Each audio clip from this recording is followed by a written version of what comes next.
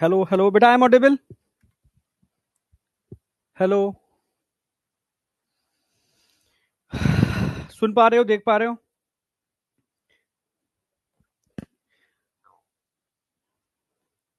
हाँ बेटा, सुन पा रहे हो? बेटा मैंने अभी टीम से बात की थी, तो टाइम तो नहीं बढ़ा बढ़ा है इस क्लास का। जो टाइम है वही रहेगा बोल रहे हैं, ठीक है। तो आधा घंटा वो बता रहे हैं कि एक्सटेंडेड ऑटोमेटिकली रहता है, आधा घंटे बाद ऑटोमेटिकली डाउन होगा। तो कल की क्लास थोड़ी सी मैं 15-20 मिनट एक्सटेंड कराऊंगा, क्योंकि अ, एक दिन पहले बताना पड़ता है, तब जाके क्लास एक्सटेंड होगी, ठीक है। तो आज का जो टाइम है, ठीक है, तो जो ऑफ होगा ना, जो टाइम हमारा होता है उससे आधा घंटा एडजस्ट हो जाएगा, यानी 2:15 तक। 2:15 से 3:30, 3:30 तक हमारी क्लास चलेगी, उसके बाद पता नहीं कब बंद हो जाए, ठीक है। तो 3:30 तक मैं कंटिन्यू रखता हूँ, ठीक है। बता दूं, टेक्निकल बहुत तगड़ा इशू हो गया था, लाइन शॉर्ट हो गई थी एक। तो इन्वर्टर सारा बाईपास करवाया है मैंने अभी जस्ट, ठीक है। तो थोड़ा टाइम लग गया उसमें। अब स्टार्ट करते हैं, चलो, है ना। तो आज लेक्चर आपका थर्ड है। मेल वाला पार्ट मैं एंड कर चुका हूं, आज फीमेल वाला पार्ट हम स्टार्ट करने वाले हैं। ओके, फीमेल वाला पार्ट हम स्टार्ट करने वाले हैं। थोड़ा सा क्लास स्टार्ट ऐसे हो जाए ना, तो थोड़ा सा मूड ऑफ हो जाता है बस। पर चलो खैर कोई नहीं, क्लास के स्टार्टिंग में कुछ ना कुछ ऐसा हो जाता है, ठीक है। हाँ हाँ, क्लास हो जाएगी, क्लास हमारी 1.5 पौने 2 घंटे की तो हो जाएगी, ठीक है। भाई 2 से 3, 3 से 3:30, ये तो हमारे पास टाइम पूरा पूरा है ना, 3:30 तक था। तो 1.5 घंटे के अंदर, ठीक है, हम जितना टारगेट करा सकते हैं उतना करा लेंगे, ठीक है। वैसे मेरा आज फॉलिक्यूलो जेनेसिस भी इसमें ऐड था, मैंने किया नहीं था। पर ये टारगेट तो आपका जरूर पूरा हो जाएगा लैक्टेशन तक का, ठीक है। एकदम फोकस करना, पूरा एकदम टारगेट के साथ। क्लियर है बिल्कुल?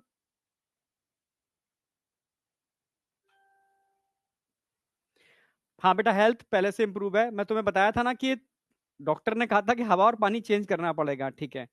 तो मैं, एक आश्रम था ऋषिकेश में, ठीक है, जहाँ आप जैसे छोटे छोटे बच्चे, ठीक है, जो वहाँ पढ़ते हैं, तो उन्हीं के बीच में 2 दिन के लिए मैं गया था, 2-3 दिन के लिए, थोड़ा सा रीएक्टिवेट होने के लिए। तो हाँ, वही गंगा का किनारा, वही एकदम प्योर एकदम एयर, ठीक है, वही हवन, सब चीजें, वही एटमॉस्फियर। तो उसमें कुछ हेल्थ में काफी, मतलब कुछ नहीं, काफी इंप्रूवमेंट है, ठीक है। तो क्योंकि यहाँ पॉल्यूशन बहुत ज्यादा है, मतलब बहुत ज्यादा भट्टी बना हुआ है पूरा का पूरा दिल्ली एनसीआर, ठीक है। तो हेल्थ बेटर है, ठीक है। और मैं समझ गया कि एक्चुअल में ये हेल्थ इशू आते कैसे हैं, ठीक है। एटमॉस्फियर सबसे बड़ा इसमें रोल प्ले कर रहा है। वो मैंने जैसे चेंज किया पानी और हवा, तो मुझे एकदम ड्रास्टिक चेंज देखने को मिला, गले के अंदर, नोज में पेन होना चालू हो गया था, ठीक है। हाँ, ठीक है, लीवर की थोड़ी समस्या थी वो, ठीक है। बट सारा ही चेंज मैंने देखने को मिला, क्योंकि पानी मैंने चेंज किया, गंगा वाटर आरओ वाला, मैंने बिस्लरी का पानी बिल्कुल नहीं पिया। हवा चेंज की, जो हवन होता है बहुत, ठीक है, उसकी जो एयर होती है, उसमें मैंने काफी ब्रीदिंग की, और योगा भी किया वहां पर मैंने, तो ठीक है, काफी मैंने मतलब अपने को चेंज देखा, ठीक है। तो स्टार्ट कर रहे हैं, वापस आ जाओ, टाइम उतना ही है। तो मेल वाला पार्ट में एंड करा चुका हूं विद स्पर्मेटोजेनेसिस, ठीक है। स्पर्मेटोजेनेसिस लास्ट क्लास में मैंने कराया था, बताया भी था कि स्पर्मेटोजेनेसिस मेल के अंदर प्यूबर्टी से चालू होता है, और ओल्ड एज तक, यानी बिल्कुल एंड तक, 80+ ईयर तक रन करता रहता है। जबकि फीमेल के अंदर यही प्रक्रिया, यानी ऊजेनेसिस, जन्म लेने से पहले चालू हो जाती है, ड्यूरिंग एम्ब्रियोनिक लाइफ, ठीक है, यूट्रस के अंदर ही चालू हो जाती है। और मेनोपॉज, मेनोपॉज यानी लगभग 45 से 50 साल वाली जो उम्र होती है, ठीक है, ठीक है, एनसीईआरटी के अकॉर्डिंग 50 ईयर याद रखो आप, 45 से 50 के बीच में कभी भी आ सकता है। 50 ईयर स्टैंडर्ड, ठीक है। जो लोग योगा करते हैं, अपने को मेंटेन करते हैं, स्ट्रेस लेवल कम रखते हैं, उनमें 50+ भी हो सकता है, यानी मेनोपॉज डिले भी हो सकता है थोड़ा सा। बट स्टैंडर्ड वैल्यू 50 है, वो आपको याद रखनी है, ठीक है, अकॉर्डिंग टू एनसीईआरटी। क्लियर है? जब तक फीमेल में मेनोपॉज नहीं आता, तब तक उसके अंदर प्रॉपर तरीके से मेंस्ट्रुअल साइकिल रन होती है, जो प्यूबर्टी से चालू होती है और मेनोपॉज पर जाकर के एंड होती है। क्लियर है? क्योंकि मेनोपॉज का मतलब है जितने भी ओवरी के अंदर ओवा हैं, ठीक है, या फॉलिकल्स हैं, सारे डीजेनरेट कर जाते हैं। It is a main source of oestrogen in female. तभी तो फीमेल में मेनोपॉज के बाद एस्ट्रोजन लेवल ड्रास्टिकली डाउन होता है, जिसकी वजह से बहुत सारी समस्याएं आनी चालू हो जाती हैं, और सबसे ज्यादा इफेक्ट उसकी बोन हेल्थ पर पड़ता है, ठीक है, यस, बोन हेल्थ पर सीधा इफेक्ट पड़ता है, इन बोन उसकी वीक होना स्टार्ट हो जाती है। क्लियर है बिल्कुल? तो ये डिफरेंस है स्पर्मेटोजेनेसिस और oogenesis के अंदर। क्लियर बिल्कुल? और डिटेल डिफरेंस मैं आगे बताने वाला हूं सी के अंदर, ठीक है, जब oogenesis कराऊंगा तो स्पर्मेटोजेनेसिस को एक बार कंपाइल भी कर लूंगा, समझे? क्लियर है बिल्कुल? हाँ, अब मैं आगे की बात करता हूं, ठीक है। मैंने स्पर्मेटोजेनेसिस में बताया था कि जो फैलोपियन जो सेमिनिफरस ट्यूब्यूल्स होती है उनकी बेस पर, ठीक है, स्पर्मेटोगोनिया और सर्टोली सेल ऑलरेडी प्रेजेंट होते हैं। स्पर्मेटोगोनिया के अंदर जब प्यूबर्टी आती है, ठीक है, यदि परिपक्वता आती है, ठीक है, प्यूबर्टी वही 12 साल वाली उम्र लगभग, ठीक है, 12-13 साल वाली उम्र, तब ब्रेन से एक हार्मोन निकलता है, मैंने बताया भी था, पिट्यूटरी से, एलएच, ल्यूटिनाइजिंग हार्मोन, जो उन सेल्स को बोलता है कि भाई समय आ गया, अब तुम तेजी से आगे मेयोटिक डिवीजन में पार्टिसिपेट करो, ठीक है। उससे पहले माइटोसिस कर रहे थे, अपने को मेंटेन कर रहे थे, पर स्लो प्रोसेस चल रही थी। इस हार्मोन के निकलते ही माइटोसिस और मियोसिस दोनों ही फास्ट होना स्टार्ट हो जाती हैं, क्योंकि माइटोसिस से वो अपने नंबर को मेंटेन करते हैं और मियोसिस से गैमीट बनाते हैं। क्लियर है बिल्कुल? तो स्पर्मेटोगोनिया से पहले बनते हैं प्राइमरी स्पर्मेटोसाइट, जिनका साइज बड़ा हो जाता है, ठीक है, जिनमें रिडक्शनल डिवीजन होती है, और दो सेल बनती हैं जिनको हम बोलते हैं सेकेंडरी स्पर्मेटोसाइट, जिसमें क्रोमोसोम नंबर आधा रह जाता है। फिर मियोसिस सेकंड होती है, ठीक है, हाँ, इक्वेशनल डिवीजन कह सकते हो, इसमें क्रोमोसोम नंबर सेम रहता है, यानी हैप्लॉइड सेल से दो हैप्लॉइड सेल बनते हैं, ठीक है, जिससे आपकी स्पर्मेटिड का फॉर्मेशन होता है, स्पर्मेटिड, ठीक है। अब स्पर्मेटिड से स्पर्म बनने की जो प्रक्रिया है, प्रोसेस है, इसको बोलते हैं स्पर्मियोजेनेसिस या स्पर्मेटिलियोसिस भी बोल सकते हो, ठीक है, जो एक बहुत बड़ी मैकेनिज्म है, टाइम कंज्यूमिंग है, जिसके अंदर स्पर्मेटिड एक प्रॉपर स्ट्रक्चर में कन्वर्ट होते हैं, नहीं, मेटामॉर्फोसिस होती है, उनका कायांतरण होता है, मॉर्फोलॉजी पूरी चेंज हो जाती है, एक सिंपल सेल से एक स्पेसिफिक स्ट्रक्चर बनता है, जिसमें न्यूक्लियस होता है, न्यूक्लियस के ऊपर एक क्रोमोसोम होता है, नीचे मिडिल नेक होती है, और नेक के नीचे मिडिल पीस होता है, जिसमें टेल वहां से निकल रही होती है। तो इसके बनने की जो प्रक्रिया है, इसको बोलते हैं स्पर्मियोजेनेसिस, जिसमें सर्टोली सेल पार्टिसिपेट करते हैं, ठीक है, क्योंकि वो रिलीज करते हैं स्पर्म मैच्योरेशन फैक्टर, और कौन है जो उनको मजबूर करता है इसको रिलीज करने के लिए? FSH, follicle stimulating hormone, FSH, ठीक है। हाँ, तो बेटा वो हार्मोन निकलता है अगेन पिट्यूटरी से, तब इन सेल को स्टिमुलेट करता है, तब स्पर्म मैच्योरेशन फैक्टर रिलीज करते हैं, तब जाकर के स्पर्म मैच्योर होता है और बनता है स्पर्म, मतलब मैच्योर स्पर्म या स्पर्म, ठीक है, मेटोजुआ। क्लियर बिल्कुल? यहां तक कोई डाउट नहीं होगा। मैंने बताया भी था, ठीक है, कि कितनी मियोटिक डिवीजन की जरूरत होगी अगर 100 स्पर्म बनाने हैं? भाई 25 मियोटिक डिवीजन चाहिए, ठीक है, एक से दो बनते हैं और दूसरी वाली स्टेप के अंदर मियोसिस सेकंड के अंदर चार, यानी एक मियोसिस में 4 सेल बनते हैं, ठीक है। तो 100 सेल बनाने हैं तो 25 मियोटिक डिवीजन चाहिए। यहां तक कोई डाउट था? इसको दो पार्ट में डिवाइड किया था, स्पर्मेटोसाइटोजेनेसिस, स्पर्मेटोसाइटोजेनेसिस, ठीक है, जिसके अंदर कंटिन्यू साइटोप्लाज्म का डिवीजन हो रहा है, जिसमें मियोसिस फर्स्ट हो रही है, मियोसिस सेकंड हो रही है, और माइटोसिस भी इसी के अंदर आती है। क्लियर है? कंटिन्यू साइटोप्लाज्म का डिवीजन। और फिर मैंने बताया था आपको नंबर सेकंड स्पर, ठीक है, मेटेलियोसिस या स्पर्मियोजेनेसिस, जिसके अंदर एक स्पर्मेटिड एक प्रॉपर स्पर्म में कन्वर्ट होता है, जिसमें मेटामॉर्फोसिस होती है, एकदम कायांतरण, एकदम चेंज हो जाना उसके अंदर, ठीक है।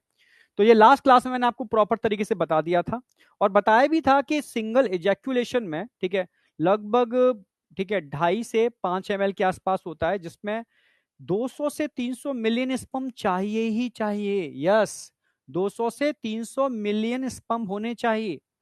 उनमें भी मैंने बताया था 60% स्पर्म, भाई 40% की अगर मॉर्फोलॉजी बिगड़ी हुई है चलेगा, पर 60% स्पर्म, ठीक है, की स्ट्रक्चर मॉर्फोलॉजी सब कुछ बढ़िया होनी चाहिए, और उन 60 में से भी 40% विग्रस मोटिलिटी वाले होने चाहिए, बहुत खतरनाक विग्रस मोटिलिटी।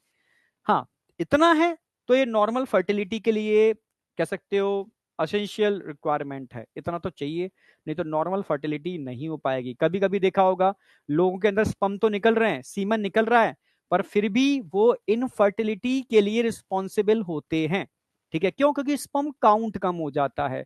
कभी कभी स्पर्म काउंट होते हुए भी इनफर्टिलिटी में काउंट हो जाता है, क्यों? क्योंकि उनके स्पर्म की जो 40% स्पर्म है, उनमें उनमें से 30% कह सकते हो, 20% स्पर्म, उसी में विग्रस मोटिलिटी है, तो वो भी इनकैपेबल होंगे ओवा को फर्टिलाइज करने के लिए। समझ रहे हो ना मेरी बात? हाँ। अगर स्पर्म की मॉर्फोलॉजी बिगड़ी हुई है, इसको टेराटोजेनिक इफेक्ट बोलते हैं, ठीक है, स्पर्म की मोटिलिटी बहुत स्लो है, ठीक है, तब भी वो फर्टिलाइज नहीं कर पाएगा, ठीक है, 60% sperm normal shape and size के नहीं है, तो अभी वो फर्टिलाइज नहीं कर पाएगा। तो बहुत सारी चीजें हैं, ठीक है। तो जो नॉर्मल नॉर्म्स हैं उसके हिसाब से 60% स्पर्म नॉर्मल होने चाहिए, उनमें भी 40% विग्रस मोटिलिटी शो करने वाले होने चाहिए, तब जाकर के एक्चुअल में वो ओवा को फर्टिलाइज करने के लिए कैपेबल होते हैं, ठीक है। तो कंफ्यूज मत होना, 60% और 60 के 40%, रिमेनिंग 40 की बात नहीं चल रही, 60 के 40% विग्रस मोटिलिटी शो करने वाले होनी चाहिए। अब बताओ जहां तक कोई डाउट है? कम होने के रीजन बेटा बहुत सारे हैं। स्पर्म काउंट कम होने के रीजन आपकी डाइट में, ठीक है, प्रॉपर प्रोटीन्स, मिनरल्स, विटामिन की कमी। कम होने का सबसे बड़ा रीजन आज की डेट में पॉल्यूशन है, और स्मोकिंग है, और ड्रिंकिंग है, ठीक है। हाँ, एल्कोहल बहुत बड़ा रोल प्ले करता है इसके अंदर, स्मोकिंग, ड्रग्स बहुत बड़ा रोल प्ले करते हैं इसके अंदर, और आज के डेट में पॉल्यूशन तो बढ़ चढ़ के पार्टिसिपेट कर रहा है, और जितना भी डिब्बा बंद फूड है, समझ रहे हो, हाँ, जिनके अंदर केमिकल्स पड़ रहे हैं, जिनके अंदर पेस्टिसाइड्स पड़ रहे हैं, डिब्बे बंद कोई भी फूड ले लो, डिब्बा बंद, अगर पैकिंग में है, डिब्बे बंद में है, प्रिजर्वेटिव पड़ रहे हैं, मतलब वो पेस्टिसाइड पड़ रहे हैं। प्रिजर्वेटिव का मतलब ही होता है कीड़े मारने की दवा, वो सब उसमें पड़ी होती है बढ़िया अमाउंट के अंदर इंडिया के अंदर। तो ये सभी रिस्पॉन्सिबल हैं स्पर्म काउंट कम होने का। मैं सिंपल लॉजिक बता देता हूं, अभी आप मेडिकल फील्ड में एंटर करोगे। एक जमाना था, कभी भी टेस्ट ट्यूब बेबी सेंटर नहीं हुआ करते थे पूरी दुनिया के अंदर, ठीक है, ये मैं इंडिया की बात नहीं कर रहा, पूरी दुनिया का डेटा है, ठीक है। अब देखोगे कि टेस्ट ट्यूब बेबी सेंटर, ठीक है, in vitro fertilisation IVF centre हर 4, समझ रहे हो ना, किलोमीटर, 5 किलोमीटर किसी भी मतलब उसमें शहर के अंदर आप देखोगे, हर कंट्री के अंदर ये बहुत इजीली मिल रहे हैं। मतलब ये समस्या बढ़ रही है, ठीक है, क्योंकि कहीं ना कहीं हमारी जो कह सकते हो आपकी जो दिनचर्या है, ठीक है, वो इसके अंदर आपका खान पान, आप जिस एटमोस्फियर में रह रहे हो, वो ये सब चीजें रोल प्ले करती है। मैं सच कह रहा हूँ, जो बच्चे दिल्ली एनसीआर में हैं वो समझ रहे होंगे। मुझे डॉक्टर ने कहा तो मुझे मतलब बिलीव नहीं आया, ठीक है, तो पर उसकी इच्छा के लिए, क्योंकि परेशान था, बहुत हैवी एंटीबायोटिक खा रहा था गले के लिए, तो जैसे मैं क्लास लेता उसके बाद स्वेलिंग और बढ़ जाती, ठीक है, क्योंकि मैं सुबह टहलता भी था बाहर, आपको पता ही है कि स्थिति क्या है, ठीक है, क्योंकि टहलूंगा नहीं तो और गड़बड़ हो जाएगा, ठीक है, क्योंकि लीवर के लिए टहलना बताया था उन्होंने। फिर जैसे ही मैंने दिल्ली एनसीआर की बॉर्डर क्रॉस किया, और ऋषिकेश और ऊपर पहाड़ी क्षेत्र जो है शिवपुरी धाम उधर, उस एटमोसफियर में जैसे ही मैंने एंटर किया, ठीक है, मैं बिलीव नहीं करोगे, मेरे गले का जो पेन था ना साइड में, वो एकदम रिड्यूस हुआ पहले तो, ठीक है, बढ़िया अच्छा सही लगा मुझे। शाम तक मैंने वहाँ का जो सात्विक भोजन होता है ना, सिंपल सी, मतलब एक फुल्का और एक बिल्कुल बिना मसाले वाली सब्जी टाइप का कुछ था, ठीक है, हाँ, मिक्स वेज टाइप का वो खाया मैंने सिंपल, ठीक है, तो मुझे बड़ा अच्छा सा लगा। वहाँ का पानी पिया मैंने, मतलब मोशन एकदम बढ़िया, सब कुछ एकदम चीजें बढ़िया, भूख बढ़ गई मेरी, ठीक है। तब मुझे मैंने फ़ोन करके बोला डॉक्टर को, यार आपने सही कहा, ठीक है, हवा पानी चेंज होने से भी चीज़ें काफ़ी मतलब ड्रास्टिक चेंज होते हैं। तो ये तुम्हें भी ये मौके मिलेंगे, ठीक है, जब तुम ट्रीट करोगे तो कभी-कभी सच कह रहे हैं, हवा पानी, ठीक है, ये मेडिसिन से बहुत ज़्यादा इफ़ेक्ट डालता है। यस, अगर आपको प्रॉपर एयर मिल रही है, फ्रेश एयर, आपको पानी अच्छा मिल रहा है, ठीक है, पानी तो बहुत बड़ा रोल प्ले करता है, इसके ऊपर तो बड़ी-बड़ी रिसर्च हुई है, ठीक है, मैंने बताया भी था आपको, ठीक है। आप जो वाटर इनटेक कर रहे हो, उस वाटर की क्वालिटी क्या है, क्योंकि आपकी बॉडी 70% बॉडी वाटर से मिलकर बनी है, और वाटर किस तरीके का वाटर आप इनटेक कर रहे हो, उससे आपकी बॉडी की बहुत सारी चीजें, यहाँ तक कि सोचने की क्षमता, उस पर डिसाइड करती है। इट इज अ रियलिटी, ठीक है, मैं मतलब बिल्कुल एक्सपेरिमेंटल वाली बात बोल रहा हूँ, सुनी हुई फालतू की बातें मैं बोल ही रहा हूँ, एग्जैक्ट सही बात है, ठीक है, ठीक है। इस चीज को मुझे फील करना था, वो फील करके भी मैंने देख लिया, ठीक है, एग्जैक्ट चीजें काम करती हैं, ठीक है। तो स्पर्मेटोजेनेसिस के अंदर कोई डाउट किसी को है नहीं, ये बताओ मुझे। अब ऊजेनेसिस में फीमेल स्ट्रक्चर की बात कराऊंगा। आज का टारगेट मैंने बता दिया, पूरा फीमेल स्ट्रक्चर, ठीक है, मेमोरी ग्लैंड, ठीक है, और एक्सटर्नल जेनाइटेलिया जिसको वॉल्वा बोलते हैं, ठीक है, वो भी इसमें इंक्लूड करा दूंगा। और टाइम बच गया तो मेमोरी ग्लैंड के संग लैक्टेशन में ऐड कर देता हूं, ठीक है। प्रोस्टाग्लैंडिन हार्मोन बेटा लोकल हार्मोन होते हैं प्रिंस बेटा, ठीक है, ये स्मूथ मसल्स में कॉन्ट्रैक्शन कराते हैं, ठीक है, चाहे वो यूट्रस के स्मूथ मसल्स हो, अभी कराऊंगा बर्थ के अंदर, या वजानल ट्रैक के अंदर जो स्मूथ मसल्स होते हैं उनमें हल्के कॉन्ट्रैक्शंस के स्पर्म को मूवमेंट करने में हेल्प मिलेगी, ठीक है। जल्दी आऊंगा वाराणसी बेटा, ठीक है, भोलेनाथ बुलाएंगे तो जरूर आऊंगा, ठीक है, बिना उनके बुलावे के कोई जा नहीं सकता, ठीक है। All clear, thank you, done. तभी तो कह रहा हूँ फ्यूचर के अंदर बेटा जो गांव में रह रहे हैं ना, जिनको शुद्ध एयर यानी प्यूरिफाइड एयर और सही पानी मिल रहा है ना, वो सबसे ज्यादा रिच लोग होंगे, ठीक है। मैं सच कह रहा हूँ, ये ज्यादा नहीं, ज्यादा से ज्यादा 15-20 साल बाद देख लेना, ठीक है। ये चीज आने वाली है, ठीक है। पहले लोग कहते थे पानी बिकेगा, मुझे हंसी आती थी, ठीक है। कुछ समय बाद देखना हवा बिकेगी, ठीक है। यस, एयर आपको परचेज करने पड़ेगी अगर इस तरीके के रीजन में आपको रहना है, क्योंकि आप बाहर निकल ही नहीं पाओगे। मैं आया हूं तब से बिल्कुल पैक्ड हूं, मैं बाहर नहीं जा रहा बिल्कुल भी, क्योंकि मुझे पता अगर मैं बाहर गया, क्योंकि वहां प्यूरिफाइड एयर लेकर के आया हूं, यहाँ की एयर अगर मैंने बाहर की ले ली तुरंत इन्फेक्शन हो जाएगा, ठीक है। तो मैं एग्जैक्ट पैक्ड हूँ, ठीक है। हाँ, धीरे धीरे इस एटमोस्फियर में अपने को, ठीक है, नहीं कहते हैं अडेप्ट करूंगा, देन अगेन आगे करूंगा। तो इट इज अ रियलिटी, ठीक है, ये रियलिटी है, समझना। चलो, अब बात आती है, जैसे मैंने आपको मेल में बताया था क्या क्या चीजें पढ़नी है, तो फीमेल में मैंने लास्ट क्लास में बताया था आपको ओवरी पढ़नी है, ठीक है। ओवरी 1 पेयर होते हैं, डक्टस सिस्टम मेल के अंदर, रटी टेस्टिस याद आ गया होगा, rete testis, vasa, efferentia, epididymis and vas deferens. तो यहाँ क्या पढ़ना है, fallopian tube, uterus, cervix and vagina, ठीक है, ये वाले पार्ट कवर करने हैं।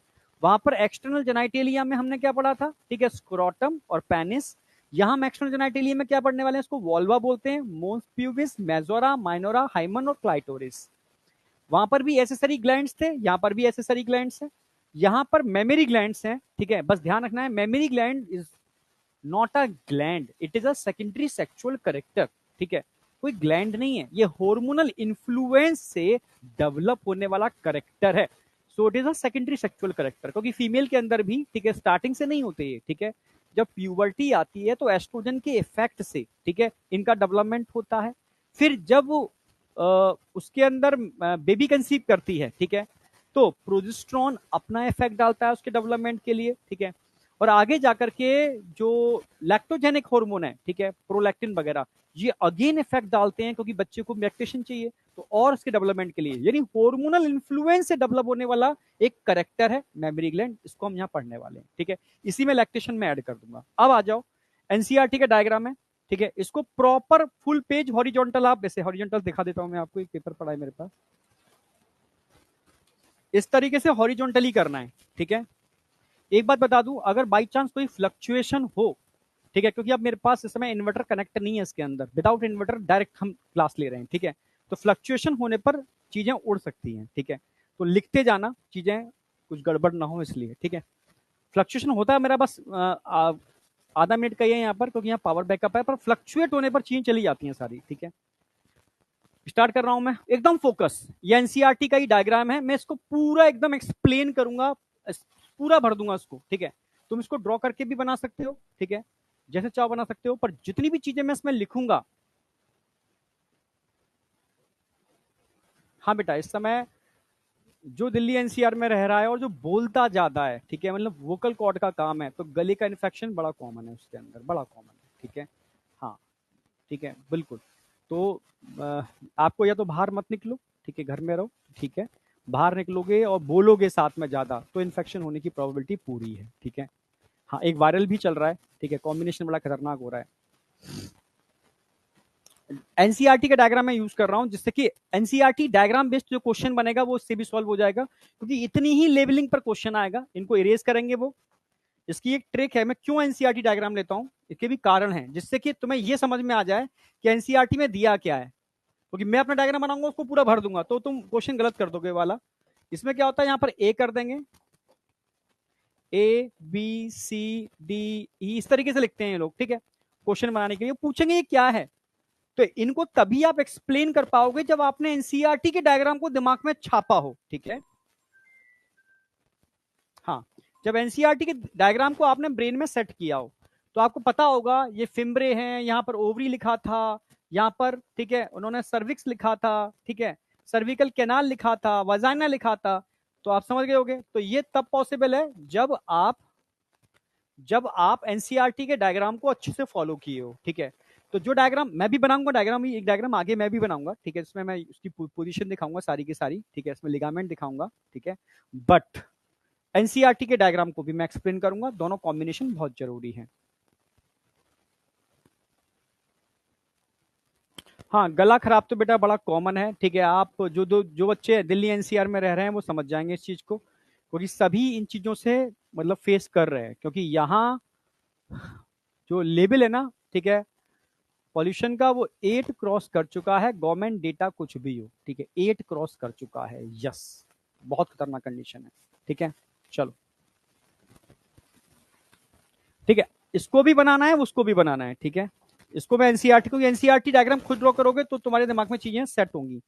अब मैं एक एक करके स्टार्ट करूंगा, यहां से स्टार्ट करूंगा, ठीक है। पूरा सिस्टम भाई, पहले फैलोपियन ट्यूब आती है, फिर आपका यूट्रस आता है, फिर सर्विकल कैनाल आती है, फिर वजाइना आती है। तो इस ट्रैक को इस तरीके से आप पढ़ना चालू करोगे। इसमें जो चीज मेंशन करूंगा पूरी एनसीईआरटी इस डायग्राम में मेंशन हो जाएगी। नीट के सारे क्वेश्चन मात्र इस स्लाइड से ही मिल जाएंगे आपको, ठीक है।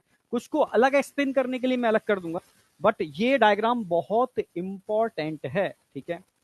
तो सबसे पहले मैं बात करूंगा फैलोपियन ट्यूब, ठीक है। फैलोपियन ट्यूब को आप ओवी डक्ट भी बोल सकते हो, मैं लिख दिया है, ठीक है। डक्टस सिस्टम है फैलोपियन ट्यूब, जिसको हम ओवी डक्ट भी बोलते हैं, ठीक है, जिसको हम ओवी डक्ट भी बोलते हैं, लिख दे रहा हूं मैं।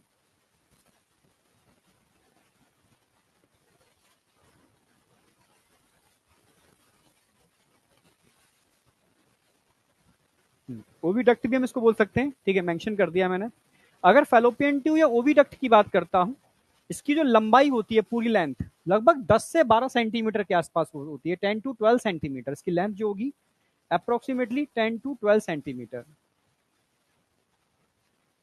10 टू 12 सेंटीमीटर, ठीक है। फैलोपियन ट्यूब जिसको ओविडक्ट बोलते हैं, 10 टू 12 सेंटीमीटर की लेंथ है, ये ध्यान रखना है आपकी पूरी लेंथ, ठीक है। इसके अंदर ध्यान से देखो, जब मैंने टिश्यू पढ़ाया था बताया था पूरी फैलोपियन ट्यूब में सिलिएटेड कॉल्यूमिनार एपिथेलियल टिश्यू होते हैं, सिलिएटेड कॉल्यूमिनार एपिथेलियल टिश्यू होते हैं, सिलिएटेड कॉल्यूमिनार एपिथेलियल टिश्यू होते हैं, सिलिएटेड कॉल्यूमिनार एपिथेलियल टिश्यू पूरी फैलोपियन ट्यूब में होते हैं। ये क्या करते हैं, सिलिएटेड कॉल्यूमिनार, ठीक है, सिंपल सिलिएटेड कॉल्यूमिनार। ये ओवा को आगे बढ़ने का मौका देते हैं, इन्हीं के मूवमेंट की वजह से ओवा आगे मूव करता है। तो उसमें जो टिश्यू होंगे कैसे होंगे, ciliated columnar epithelial tissue.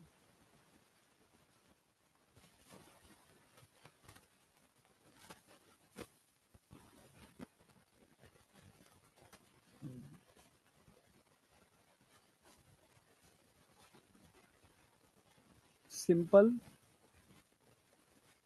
Ciliated columnar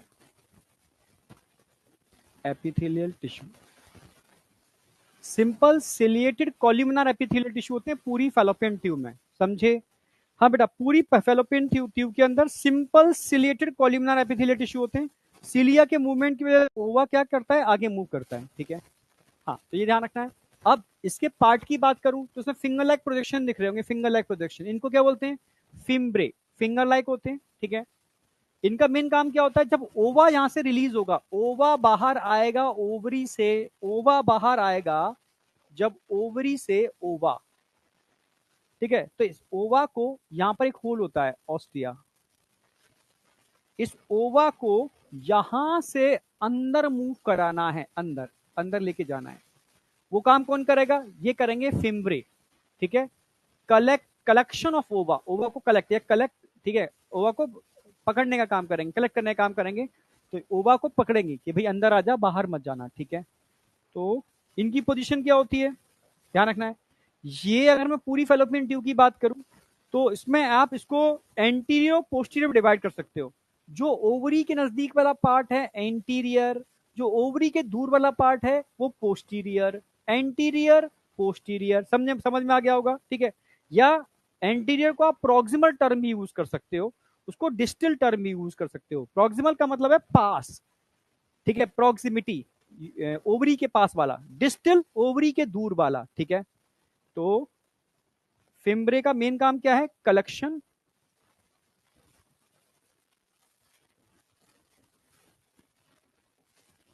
collection of ओवा। एक चीज को प्रॉपर एक्सप्लेन करते हुए चलाऊंगा, ठीक है। अब अगली बात आती है, ठीक है, कलेक्शन ऑफ ओवा समझ में आ गया, इसकी पोजीशन क्या है, ठीक है। आप बोलोगे एंटीरियर बोल सकते हो, या आप प्रॉक्सिमल बोल सकते हो।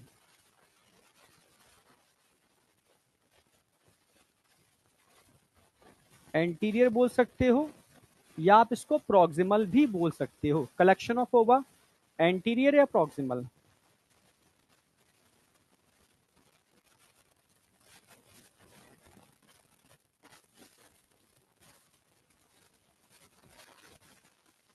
कलेक्शन ऑफ ओवा, एंटीरियर या प्रॉक्सिमल, यहां तक कोई डाउट नहीं होना चाहिए, ठीक है। यहां तक कोई डाउट नहीं होना चाहिए, ये यहां से यहां पहुंचेगा आप, ठीक है। तो पहला पार्ट क्या होगा इसका, फिम्ब्रे। पहला पार्ट क्या कहलाएगा इसका, फिम्ब्रे।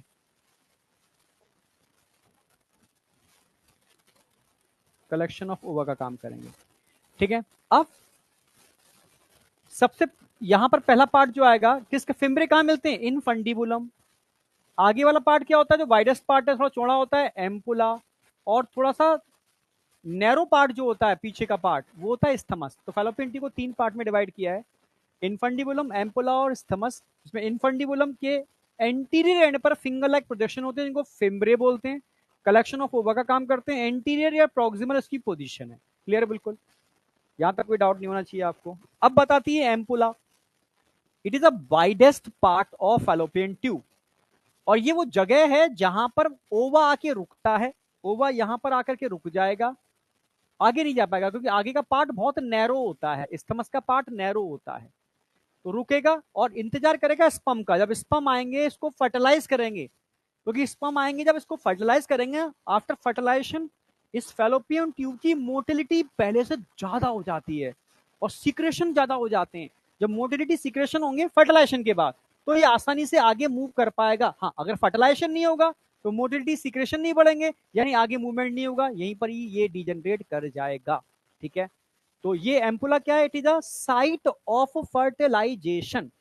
इसको हम क्या बोलेंगे, साइट ऑफ फर्टिलाइजेशन। इसको हम क्या बोलने वाले हैं, it is a site of fertilisation. Site of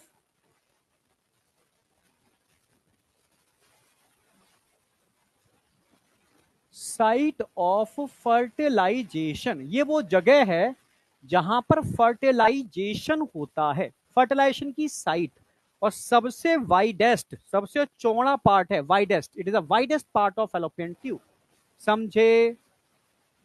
हाँ, तो ये वाइडेस्ट पार्ट है, मैं यहां लिख रहा हूं, ampulla is the widest part, widest part. It is the widest part of fallopian tube. Fallopian tube का सबसे चौड़ा भाग अगर कोई होता है तो एम्पुला, या एम्पुलरी रीजन भी बोल सकते हो, ये वाली जगह है। अब स्थमस की बात करता हूं, ये नैरो होती है, अटैच विद यूट्राइन वॉल, ठीक है। ये नैरो पार्ट है जो यूट्रस से अटैच होता है।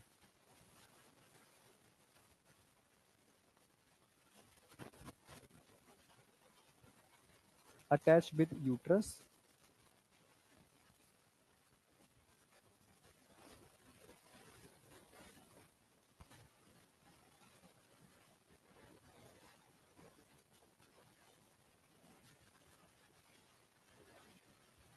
ये नैरो होता है, ठीक है। बहुत नैरो पार्ट है जो यूट्रस से अटैच होता है, समझे। यहां तक कोई डाउट है तो मुझे बताओ, यहां तक कोई डाउट है तो मुझे बताओ। फिम्ब्रे, कलेक्शन ऑफ ओवा, एंटीरियर या प्रॉक्सिमल इसकी पोजीशन हो गई। जबकि स्थमस की पोजीशन क्या होगी, पोस्टीरियर या डिस्टल। इसको आप पोस्टीरियर पोजीशन बोल सकते हो, डिस्टल पोजीशन बोल सकते हो इसको।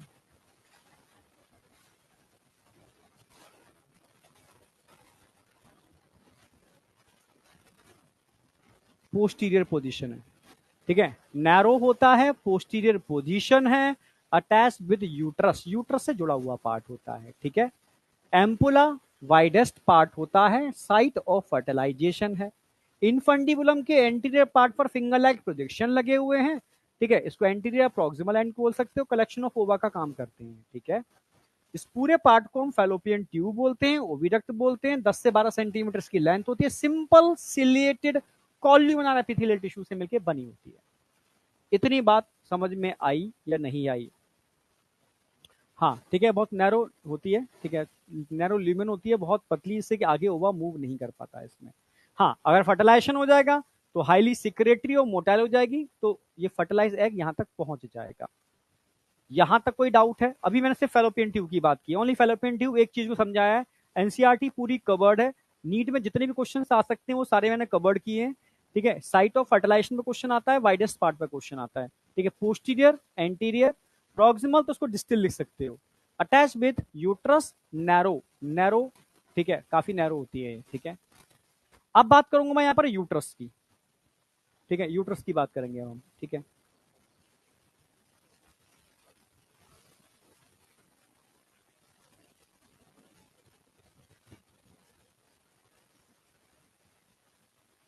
यूट्रस की बात करते हैं। ठीक है, सेम तरुण सर के संग भी हुआ था, बता रहे थे वो। ठीक है, जैसे ही वो वहां से गोरखपुर से लौटे, कि गोरखपुर का तो वहाँ अच्छा खेते थे चारों तरफ, बढ़िया है एकदम। ठीक है, लौटते ही जैसे ही वो दिल्ली एनसीआर में एंटर किए, ठीक है, हाँ, तो उसके बाद उनको इन्फेक्शन हो गया उसको पॉल्यूशन का। ठीक है, तो मैं समझ गया कि हाँ, मामला पॉल्यूशन का ही है, और सेम वही चीज जहाँ हुई जो लास्ट ईयर भी मेरे संग हुई थी, सेम इसी समय। ठीक है, तो फिर मैंने सोचा कि एक काम करते हैं, इसको पहले रिकवर करने के लिए 2 दिन पहले इस पॉल्यूशन से बाहर निकलो, और फिर मास्क लगा करके वापस इसमें एंटर करो। ठीक है, और कोशिश करो घर से बाहर ना जाओ ज़्यादा। ठीक है, मास्क लगा के जाओ। ठीक है, और थोड़ा सा गली का थोड़ा ध्यान रखो, तो मुझे लग रहा है कि चीज़ें मेंटेन की जा सकती हैं। ठीक है, जो दिल्ली एनसीआर में रह रहे हैं, बड़ा थोड़ा थोड़ा ध्यान रखना पड़ेगा। ठीक है, चलो खैर, आपको तो खैर पढ़ना है, तो आपको बोलना सीखना तो है नहीं। ठीक है, कोई इतना दिक्कत नहीं है। तो यहां तक की बात क्लियर है। अब मैं बात करता हूं यूट्रस। यूट्रस को हम हिस्ट्रा भी बोलते हैं, ये नीट में पूछा गया क्वेश्चन है, नीट के अंदर। हिस्ट्रा, और क्या पूछा गया बताता हूं मैं। इसको आप वूम्ब भी बोल सकते हो। ठीक है, देखो 3 नाम मैं लिख भी दिए यहाँ पर। हिस्ट्रा भी कह सकते हैं और वूम भी बोल सकते हैं, दोनों नाम बोल सकते हो आप, हिस्ट्रा एंड वूम। हिस्ट्रा भी बोल सकते हो, वूम भी बोल सकते हो, यूट्रस भी बोल सकते हो, कुछ भी नाम बोल सकते हो उसको। ठीक है, यूट्रस, हिस्ट्रा, वूम। एनसीईआरटी बोलती है कि जो यूट्रस होता है ना, ये जैसे नाशपाती समझते हो, पियर, तो उसको उल्टा कर दो, इन्वर्टेड पियर शेप होता है, उल्टा नाशपाती। जैसे मानो नाशपाती ये है, उल्टा कर दिया नाशपाती को आपने। इन्वर्टेड पियर शेप यूट्रस होता है, इन्वर्टेड पियर शेप। स्ट्रक्चर कैसा होगा इसका? Inverted pear shape.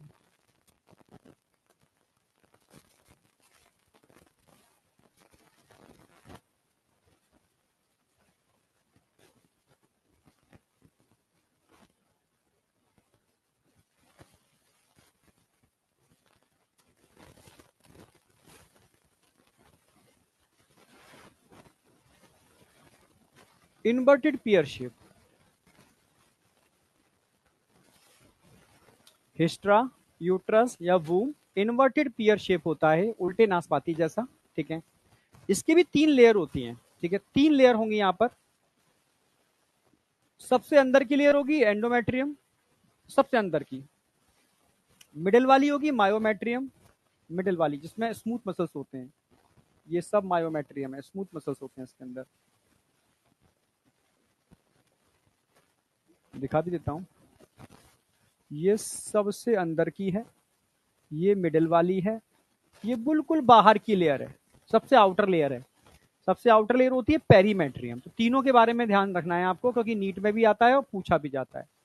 तो मैं सबसे पहले एंडोमेट्रियम से स्टार्ट करूंगा। ठीक है, फिर मायोमेट्रियम, फिर पेरीमेट्रियम। ठीक है, तो सबसे पहले हम बात करेंगे एंडोमेट्रियम, यही याद करना है। ठीक है, wall of uterus.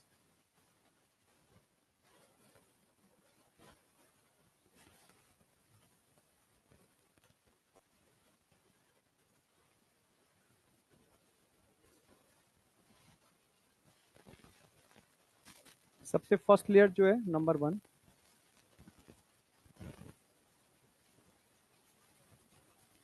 Inner layer.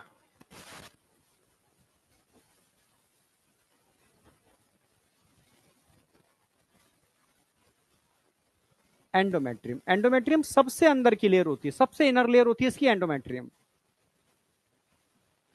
बिल्कुल डायग्राम ऐसे ही बनाना है, जैसे मैं लिख रहा हूं सेम ऐसे ही मेंशन करना है। इससे एनसीईआरटी का डायग्राम विद फंक्शन आपको एकदम क्रिस्टल क्लियर हो जाएगा। ठीक है, तो यूट्रस के भी 3 पार्ट हो सकते हैं, मैंने बताया। सबसे ऊपर वाला पार्ट जो होता है फंडस होता है, उठा हुआ फंडस है। लेटरल साइड, ठीक है, और सबसे नीचे वाला, इसको सर्विक्स बोलते हैं, नीचे वाले पार्ट को सर्विक्स, और बीच वाले पार्ट को आप बॉडी बोल सकते हो, बॉडी। मिडिल वाले पार्ट को बॉडी, ऊपर वाले पार्ट को फंडस, और नीचे वाले पार्ट को सर्विक्स। सर्विक्स टर्म यूज कर सकते हो। 3 पार्ट में डिवाइड किया है हमने यूट्रस को, ठीक है। इस पे क्वेश्चन नहीं आता, क्वेश्चन हमेशा इसकी लेयर पर आएगा। Endometrium, myometrium, perimetrium. एंडोमेट्रियम आप जानते हो, ये जो लेयर होती है ना, हाईली सिक्रेटरी होती है, ग्लैंडुलर होती है, हाईली वेस्कुलर है, इसमें ब्लड वेसल्स बहुत ज्यादा होती हैं। और ये वो लेयर है जो ड्यूरिंग मेंस्ट्रुअल साइकिल टूटती है और बाहर आती है, टूटती है और बाहर आती है, ब्रेक डाउन होकर के इसके बाहर भी निकलती है, ठीक है। जब मेंस्ट्रुअल फेज आती है, ठीक है, तो इसी लेयर का ब्रेक डाउन होता है, देन अगेन रीजनरेशन होता है। समझ रहे हो? हाँ, साइक्लिक चेंजेस होते हैं इसके अंदर ड्यूरिंग मेंस्ट्रुअल साइकिल, ठीक है। कभी थिक होती है, फिर टूट के बाहर आती है, फिर थिन हो जाती है, फिर धीरे धीरे थिक होती है, फिर टूट के बाहर आती है, थिन हो जाती है। तो साइक्लिक चेंजेस देखने को मिलते हैं।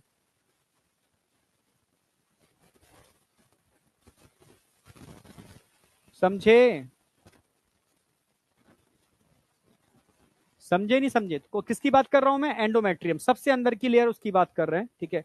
तो इस लेयर में खास बात क्या है? ये, ठीक है, हाईली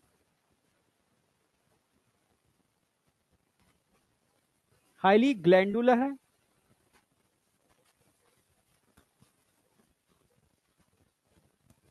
हाईली सिक्रेटरी है। ग्लैंडुलर इसलिए सिक्रेटरी है।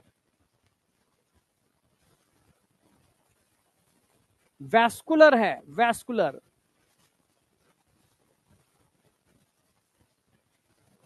ठीक है। ग्लैंडुलर है, सिक्रेटरी है, वैस्कुलर है। आप समझ रहे हो? ग्लैंडुलर है, सिक्रेटरी है, और वैस्कुलर है, ठीक है। और बताया था मैंने, जब मेंस्ट्रुअल साइकिल होती है तो यही लेयर टूट के, ठीक है, बाहर आती है, यही लेयर टूट के बाहर आती है, फिर रीजनरेट होती है। यानी ये लेयर क्या शो करती है? So cyclic change during menstrual cycle.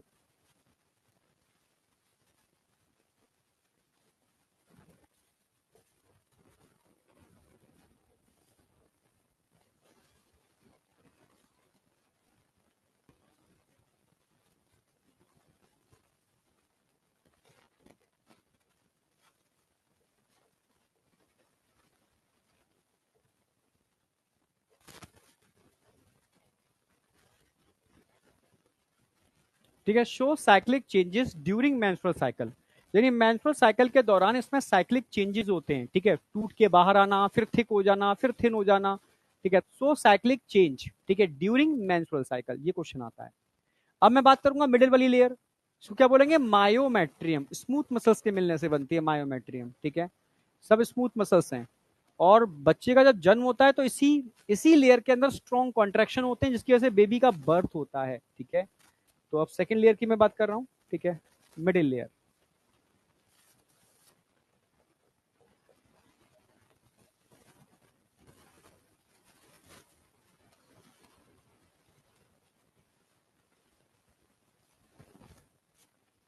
हम यहाँ बात कर रहे हैं मिडिल लेयर, ठीक है, मायोमेट्रियम। अगर मैं मिडिल लेयर की बात करता हूँ, मायोमेट्रियम की बात करता हूँ, तो मैंने क्या होता है? ये क्या है? आप बोलोगे स्मूथ मसल्स होते हैं, स्मूथ मसल्स होते हैं।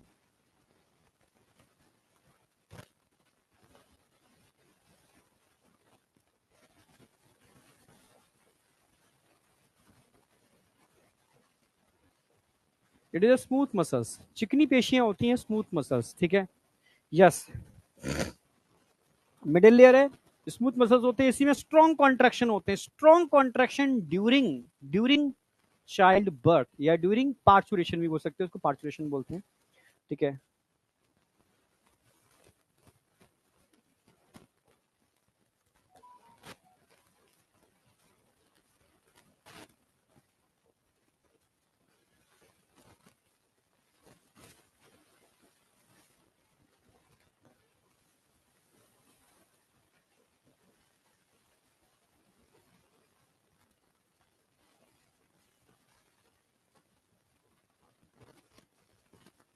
पार्चुरेशन के दौरान इसमें स्मॉल स्ट्रॉन्ग कॉन्ट्रैक्शन देखने को मिलते हैं, स्ट्रॉन्ग कॉन्ट्रैक्शन, ठीक है। जबकि पेरीमेट्रियम या आउटर लेयर होती है, बस, जो एपिथेलियल टिश्यू से मिलकर बनी होती है, आउटर लेयर।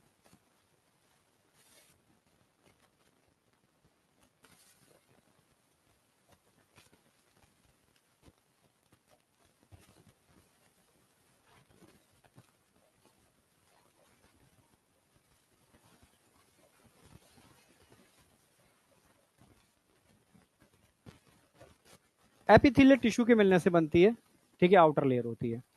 तो अभी सिर्फ मैंने दो बातें बताई हैं आपको। फैलोपियन ट्यूब 10 से 12 सेंटीमीटर की लेंथ है, internally ciliated columnar epithelial tissue से लाइंड होती है, ठीक है। इसमें जो आगे का पार्ट होता है, जो एंटीरियर है, प्रॉक्सिमल है, उसको हम इनफंडिबुलम बोलते हैं। मिडिल में वाइडेस्ट पार्ट है, उसको हम एम्पुला बोलते हैं। और जो यूट्रस से कनेक्टेड होता है, उस वाले पार्ट को हम स्पेशली टर्म यूज करते हैं बेटा, इस्थमस, जो सबसे नैरोएस्ट और थिकेस्ट पार्ट होता है, ठीक है। हाँ, जो इनफंडिबुलम होता है उसके ऊपर फिंगर लाइक प्रोजेक्शंस होते हैं, जो एग ओवा को कलेक्ट करने का काम करते हैं, पकड़ने का काम करते हैं। क्लियर है बिल्कुल? हाँ, तो उसको फिम्बरे बोलते हैं। इसकी ओपनिंग होती है सेंटर में, ठीक है। इसको ऑस्टिया बोलते हैं। ऑस्टिया तो खेत को बोलते ही हैं, पता ही आपको, वहां से एंटर करता है ये, ठीक है। तो सबसे वाइडेस्ट पार्ट समझ में आ गया, ठीक है। सबसे नैरो पार्ट समझ में आ गया, ठीक है। जिसमें ampulla it is a site of fertilization, ampullary region भी कह सकते हो, ठीक है। और एस्थमस को हम पोस्टीरियर या डिस्टल पार्ट भी बोल सकते हैं। क्लियर है? यूट्रस इन्वर्टेड पियर शेप होता है, जिसको आप हिस्ट्रा या वूम भी बोल सकते हो। और नीट में आया हुआ था रिमूवल ऑफ यूट्रस को क्या बोलते हैं, तो जिसको पता था भाई रिमूवल को हम टॉमी बोलते हैं, अब यूट्रस को हिस्ट्रा भी बोलते हैं, तो हिस्ट्रेक्टोमी ऑप्शन था। जिन बच्चों को पता था कि यूट्रस को हिस्ट्रा बोलते हैं, तो उन्होंने हिस्ट्रेक्टोमी में टिक लगा दिया था। तभी तो मेरी कोशिश रहती है आपको टर्मिनोलॉजी आपकी स्ट्रॉन्ग कर दूं, ठीक है, जिससे कि क्वेश्चन इधर उधर भागने की भी कोशिश करें ना, आप पकड़ के ला करके उसको, समझ रहे हो ना? हाँ, तो आप हर क्वेश्चन को तोड़ पाओ अच्छे से, समझे? ट्यूबेक्टोमी कराने से मेंस्ट्रुअल साइकिल नहीं रुकती बेटा। मेंस्ट्रुअल साइकिल स्पर्मेटोजेनेसिस, समझ रहे हो ना मेरी बात? ये वैसेक्टोमी ट्यूबेक्टोमी के दौरान भी कंटिन्यू रहती हैं, ठीक है। बताऊंगा अभी इसके सेकंड चैप्टर के अंदर, टेंशन क्यों कर रहे हो, ठीक है। ट्यूबेक्टोमी वैसेक्टोमी से मेंस्ट्रुअल साइकिल या स्पर्मेटोजेनेसिस पर कोई इफेक्ट नहीं आता, ठीक है। चलो, अब ये वाली पार्ट भी क्लियर हो गई। अब हम बात करते हैं सर्विक्स। ये बहुत स्ट्रॉन्ग मसल्स होती हैं, स्मूथ मसल्स होती हैं, स्ट्रॉन्ग होती हैं, ठीक है। यही आगे जाके कैनाल बनाती हैं, इसको सर्विकल कैनाल बोलते हैं। अगर मैं सर्विकल कैनाल और वजनल कैनाल की बात करूं, तो यहां पर बेबी होगा, तो बेबी किससे बात पास करेगा जब निकलेगा बाहर? सर्विकल कैनाल और वजनल कैनाल। तो इन दोनों को मिला दिया जाए ना, तो एनसीईआरटी बोलती है इनको मिला दिया जाए, इन दोनों को जोड़ दिया जाए, तो हम बोलते हैं बर्थ कैनाल। इनको मिलाकर के कॉमनली हम क्या बोलते हैं? इसको बर्थ कैनाल।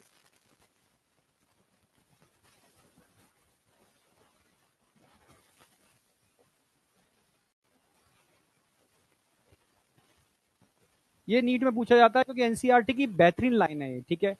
कि बर्थ कैनाल किस किस के मिलने से बनती है?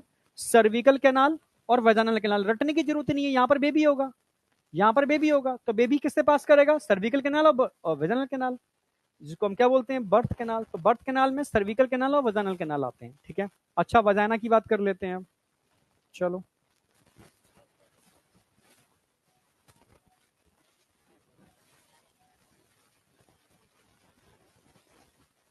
पूरा ही बना देता हूं।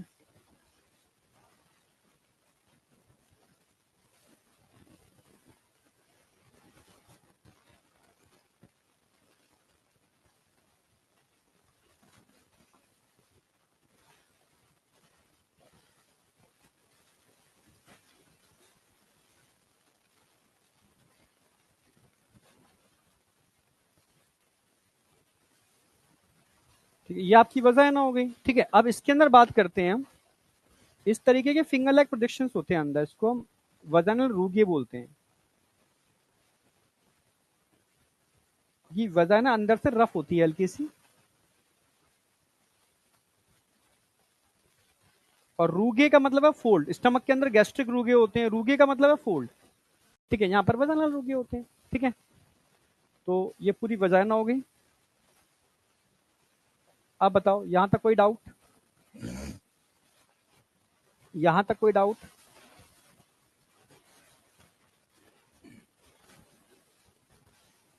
हाँ, बर्थ कैनाल। सर्विक्स बेटा ये है सर्विक्स, ये पूरा सर्विक्स है। मस्कुलर पार्ट दिख रहा है ना, मैं रेड कलर से बना रहा हूं,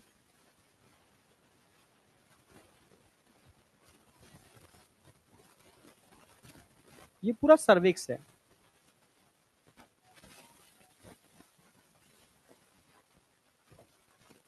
ये पूरा सर्विक्स है। इस सर्विक्स की ये कैनाल है, उसको सर्विकल कैनाल बोलेंगे।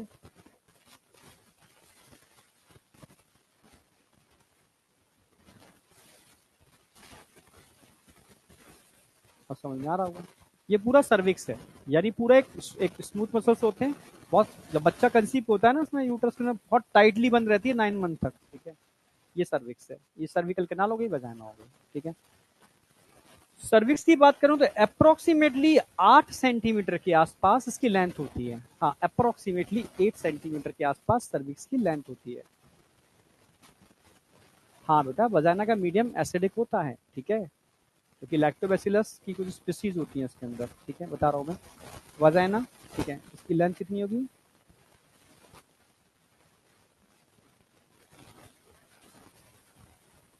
अप्रोक्सीमेटली 8 सेंटीमीटर के आसपास, 8 से 10 सेंटीमीटर कह सकते हो, 8 सेंटीमीटर के आसपास इसकी लेंथ होती है, ठीक है। हाँ बेटा, ये ध्यान रखना है आपको, वजाइना की बात कर रहे हैं। वजाइना के अंदर मैंने बताया था बेटा, इस तरीके से कुछ बैक्टीरिया होते हैं। इसका मीडियम एसिडिक होगा, ठीक है। मीडियम कैसा होगा?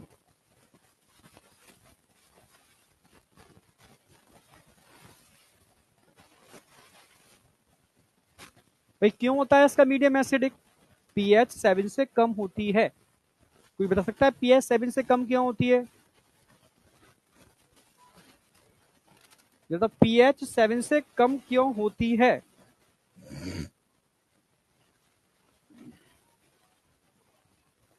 कोई बता सकता है? नहीं, मीडियम एसिडिक होगा, ध्यान रखना है, ठीक है। पीएच 7 से कम होती है, क्यों? कहीं ऐसा ना हो कोई इन्फेक्शन हो जाए, ठीक है। तभी तो डॉक्टर क्या कहते हैं, ठीक है, फीमेल से बोलते हैं कि वजाइना को क्लीन करने के लिए आप कोई भी कास्टिक यानी कोई भी साबुन या कुछ ऐसी चीजें यूज नहीं करनी है, ठीक है। उसका क्लीनिंग फ्लूइड लगाता है, जिससे कि इसका जो नेचुरल एटमोस्फियर है वो खराब ना हो जाए, ठीक है। जैसे गट का नेचुरल एटमोस्फियर क्या है? सिम्बायोटिक बैक्टीरिया, जो गट की इम्यूनिटी को मेंटेन करके रखते हैं। अगर आपने बहुत एंटीबायोटिक खा ली तो आपकी गट की इम्यूनिटी खराब हो जाएगी, आपको गट इन्फेक्शन होने की प्रोबेबिलिटी बढ़ जाएगी। इसलिए एंटीबायोटिक बहुत नुकसान करते हैं, समझे। तो इसका मीडियम एसिडिक है। अब एसिडिक के लिए भाई स्टमक में तो एचसीएल निकलता है, यहाँ एचसीएल निकलेगा तो सेल ही डैमेज हो जाएंगे, क्योंकि यहाँ म्यूकस की वो चीजें तो नहीं है जो उस तरीके से स्टमक को डिजाइन किया गया है।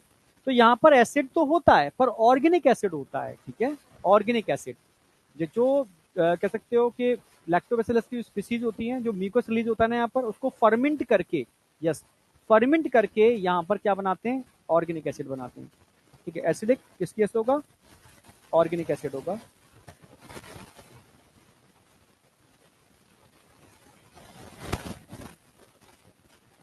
ठीक है,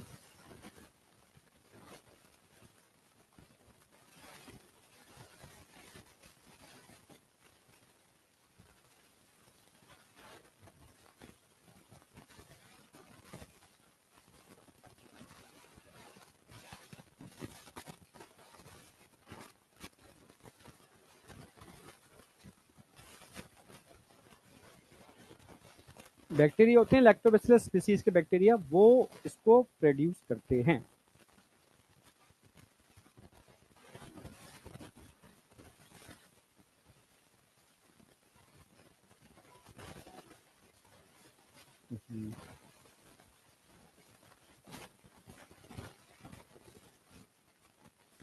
यहां तक कोई डाउट? अब वजाना की ओपनिंग को कवर करने के लिए यहां पर, ये तो रूगे तो समझ में आ गया, फोल्ड्स को रूगे बोलते हैं, रूगे। रूगे या फोल्ड एक ही बात है, ठीक है। ये हाइमन हो गई, हाइमन। जो बच्चे बोर्ड के हैं ना, उनको हाइमन पर क्वेश्चन पूछा जाता है बोर्ड में, ध्यान रखना, ठीक है। It is a perforated, perforated का मतलब होता है छिद्र युक्त, ठीक है। थिक म्यूकस की मेम्ब्रेन होती है।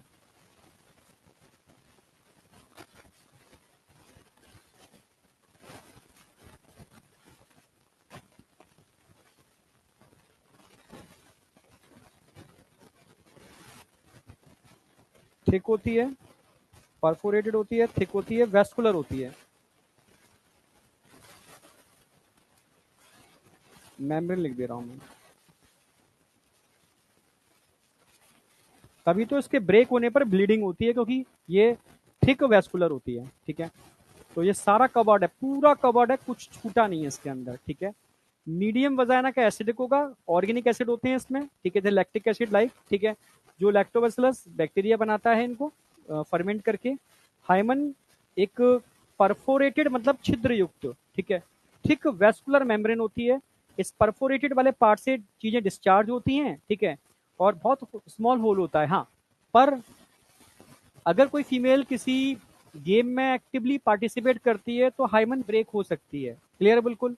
लॉन्ग जंप करती है तो भी हाइमन ब्रेक हो सकती है, हॉर्स राइडिंग करती है तो भी हाइमन ब्रेक हो सकती है, रनिंग में डिफरेंट जो रनिंग होती है उन्हें पार्टिसिपेट करती है तो भी हाइमन ब्रेक हो सकती है। आज की डेट में डिफरेंट टाइप के मेंस्ट्रुअल डिस्चार्ज को मतलब रोकने के लिए या उसको एब्जॉर्ब करने के लिए, ठीक है, एक तो पैड्स आते ही हैं, ठीक है, इसके अलावा टेम्पोनम भी आते हैं, डिफरेंट टाइप के टेम्पोनम्स होते हैं, ठीक है, कैप्सूल लाइक स्ट्रक्चर होता है, ठीक है। तो फीमेल्स क्या करते हैं, उस कैप्सूल लाइक स्ट्रक्चर को यहाँ पर इम्प्लांट कर लेते हैं, क्योंकि जैसे कोई फीमेल किसी गेम में पार्टिसिपेट करती है, ठीक है, तो कह सकते हो कि स्विमिंग करती है, तो उस समय अभी नेशनल लेवल पर कोई खेलने गई है, तो इस प्रॉब्लम की वजह से वो गेम तो नहीं छोड़ सकती, तो टेक्नोलॉजी के वजह से टेम्पोनम बनाए गए। टेम्पोनम कैप्सूल लाइक स्ट्रक्चर होते हैं, उसको इम्प्लांट कर दिया जाता है अंदर, वो जितना भी डिस्चार्ज मटेरियल होता है ना उसको एब्जॉर्ब कर लेते हैं, ठीक है, हाँ, उसको हम एब्जॉर्ब कर लेते हैं, और एब्जॉर्ब करने पर उसको बाद में डिस्कार्ड कर दिया जाता है, इसको टेम्पोनम बोलते हैं। तो आजकल में फीमेल जो टेम्पोनम लगाती हैं उसकी वजह से भी हाइमन टॉर्न हो सकती है, ब्रेक डाउन हो सकता है उसका भी, ठीक है। तो बहुत सारी चीजें हैं जिसकी वजह से हाइमन का ब्रेक डाउन हो सकता है, ठीक है। तो ये मेरी समझ से कोई डाउट होगा नहीं, ये बोर्ड में पूछा जाता है और एनसीईआरटी में पूरा पैरा दे रखा है, तो मैंने सारी बातें कर दी हैं, ठीक है। इसलिए एनसीईआरटी बोलती है कि हाइमन का होना या ना होना, नॉर्मल केस में हाइमन कब ब्रेक होती है, जब कह सकते हो फर्स्ट इंटरकोर होता है पहली बार, ठीक है, जब पेनिस की एंट्री होती है तो हाइमन ब्रेक होता है। तो उस समय एक मिथ था कि यार ब्लीडिंग हो रही है फर्स्ट इंटरकोर में मतलब वो फीमेल वर्जिन है, और ब्लीडिंग नहीं हो रही है मतलब वर्जिन नहीं है। तब साइंस ने और एनसीईआरटी ने प्रूव कर दिया है कि हाइमन का होना या ना होना वर्जिनिटी को डिसाइड नहीं करता। आप समझ रहे हो ना मेरी बात? हाँ, तो कई लोगों में बड़ा मिथ है, ठीक है, तो मिथ मैं बता दूं क्लियर, इसका होना या ना होना वर्जिनिटी को डिसाइड नहीं करता। कई फीमेल में इंटरकोर के बाद भी हाइमन ब्रेक नहीं होती, ठीक है, और कई फीमेल में लॉन्ग जंप, रनिंग, टेम्पोनम इंसर्ट करने की वजह से बहुत सारे 50 कारण है, ठीक है, तो उसकी वजह से हाइमन ब्रेक हो जाती है, ठीक है, समझे? हाँ, अब फीमेल पूछती भी हैं कि फीमेल की वर्जिनिटी की बात करते हो सर, ठीक है, ऐसे मुझसे पूछा था बच्चों ने, ठीक है, तो मेल की वर्जिनिटी कैसे डिसाइड होगी? बिल्कुल सही बात है, ठीक है, तभी तो, ठीक है, मतलब जितना भी लिटरेचर है सब चीजें एनसीईआरटी है, ये कहती है कि एक्चुअल में वर्जिनिटी का कोई मतलब ये नहीं है कि ये है, ठीक है, डिपेंड करता है कि आपके संस्कार कैसे हैं, ठीक है, वो चीजें डिसाइड करते हैं, सिंपल सी बात है। यहां तक समझ में आया या नहीं आया? कोई डाउट है तो मुझे बताओ। हाँ, टेम्पोन्स बेटा, ठीक है, टेम्पोन्स का मतलब है ऐसे डिवाइस, मतलब कई तरह के डिवाइस होते हैं जिनको मेंस्ट्रुअल डिस्चार्ज को एब्जॉर्ब करने के लिए बनाया जाता है, उनको टेम्पोन बोलते हैं।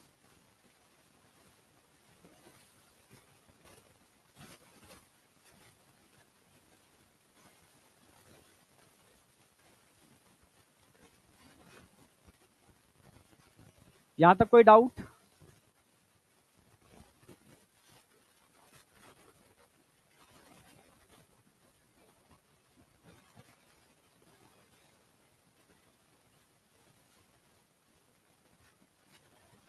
हाँ, अच्छा अच्छा, मैं देख प्रिंस, कई बच्चों ने लिखा है, मैंने बोला था बेटा एसिडिक मीडियम इसलिए होता है कि ऐसा ना हो कोई बैक्टीरियल इन्फेक्शन ना हो जाए, तो बैक्टीरिया एसिड की वजह से मारे जाते हैं, तो फीमेल ट्रैक को बचाया जाता है बैक्टीरियल इन्फेक्शन से, ठीक है। हाँ, बैक्टीरियल इन्फेक्शन को रोकने के लिए यहाँ का मीडियम एसिडिक होता है, ठीक है। जब सीमन एंटर करता है यहाँ पर तो सीमन के पास प्रोटेक्टिंग सिस्टम होते हैं उसको बचाने के लिए, ठीक है, तो ये एक तरीके से इन्फेक्शन से रोकने के लिए एसिडिक मीडियम है, ठीक है। अभी तो फीमेल अगर कास्टिक या सोप का यूज कर लेते हैं क्लीन करने के लिए तो इन्फेक्शन होने की प्रोबेबिलिटी बढ़ जाती है कम होने की वजह, समझे? यहां तक कोई डाउट?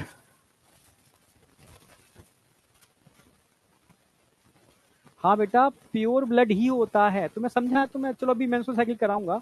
जब यहाँ पर दो हाईली ब्लड वेसल्स हैं, कोई चीज टूटेगी तो ब्लीडिंग भी तो होगी यहाँ से, ठीक है, तो ब्लीडिंग होती है पर क्लॉटिंग हो जाती है अंदर। ब्लड जब ब्लीडिंग होती है तो नेचर का अपना कॉन्सेप्ट है बॉडी का, जहां पर भी ब्लड लॉस होगा वहां अपना क्लॉट भी कर देगा, तो ब्लड यहाँ पर क्लॉट हो जाता है। अरे ये क्या हुआ? हाँ, तो ब्लीडिंग होगी तो क्लॉटिंग भी हो जाएगी, ब्लड की क्लॉटिंग हो जाएगी यहाँ पर। यस, ब्लड ऐसा बन जाएगा कि बाहर नहीं आ सकता यहाँ पर। यस, ब्लड बाहर नहीं निकल सकता। ठीक है, अब यहाँ पर क्या होता है, ब्लड को तोड़ने वाले एंजाइम निकलते हैं यूट्राइन वॉल से। यस, फिब्रिनोलेसिन। ठीक है, वो इस ब्लड को डीक्लॉट करते हैं, क्लॉटिंग को डीक्लॉट करते हैं, तब जाकर के उसका फ्लो बाहर होता है।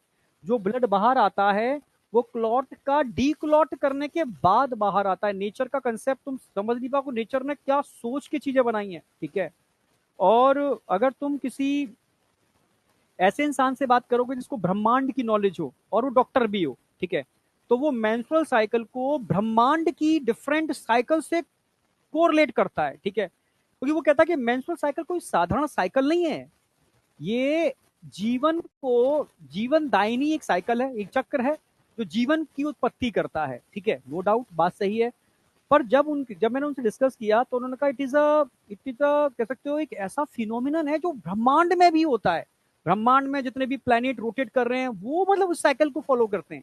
तो एक मतलब जब तुम अभी अभी तो तुम समझ ही नहीं सकते इन चीजों को। ठीक है, ये बहुत बहुत समझने की चीजें है, मतलब वही समझ सकता है जिसको हर चीज की नॉलेज हो, स्पिरिचुअल साइंस की नॉलेज हो, ठीक है, जिसको ब्रह्मांड की नॉलेज हो, जिसको डॉक्टर भी हो, बॉडी के डिफरेंट पार्ट की नॉलेज हो, डिफरेंट साइकिल्स की नॉलेज हो। ठीक है, तब जाकर के वो चीजों को कोरिलेट कर पाएगा, तब समझ पाएगा ये साइकिल साधारण साइकिल नहीं है। ठीक है, हाँ, ये बहुत असाधारण साइकिल है, जीवन की उत्पत्ति में तो हेल्प करती ही है, पर जिसके अलावा भी ये बहुत कुछ है। ठीक है, हाँ, बहुत सब कुछ है। यहाँ तक आप बताओ, कोई डाउट है यहाँ तक किसी को कुछ भी?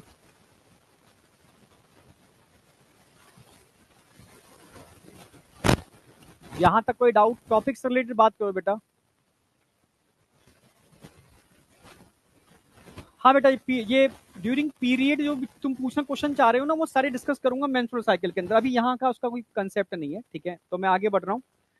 मतलब पीरियड से रिलेटेड जो भी क्वेश्चंस हैं बेटा, जिन बच्चों के भी हैं, ठीक है, वो मैं सारे वहां क्लियर कर दूंगा। ठीक है, कारण क्या है, नेचर ने पेन क्यों प्रोड्यूस किए, कॉन्ट्रैक्शन क्यों होते हैं, मतलब नेचर आपको प्रोटेक्ट भी करना चाहती है, तो वो सब चीजें एकदम जेन्युइन है, मैं समझाऊंगा आगे। ठीक है, स्ट्रक्चर वाली पार्ट क्लियर हो गया, सारी जितनी भी चीजें इन्फॉर्मेशन लिखी है सारी आपको पता होनी चाहिए। आगे बढ़ रहा हूँ। ये एनसीईआरटी की लाइन के 2 पॉइंट हैं। फीमेल एसेसरी डक्ट में 3 डक्ट आएंगे, ओविडक्ट, यूट्रस और vagina. Birth canal, cervical canal और वजाइनल कैनाल को मिला के बनती है। ये क्वेश्चन डायरेक्टली एनसीईआरटी से नीट में पूछे जाते हैं। यहां तक कोई डाउट है? यहां तक कोई डाउट है? अगला टेस्ट आएगा, ठीक है, मेजर टेस्ट अगला है माइनर है? अगला मेजर है या माइनर है? नो डाउट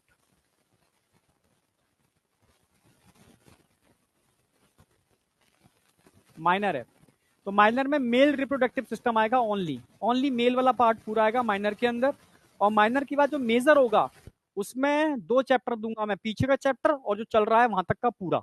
ठीक है, माइनर है तो माइनर में मेल वाला पार्ट पूरा आने वाला है, माइनर के अंदर complete male reproductive system. Yes, ठीक है, मेल वाला पार्ट पूरा याद रखना है आपको।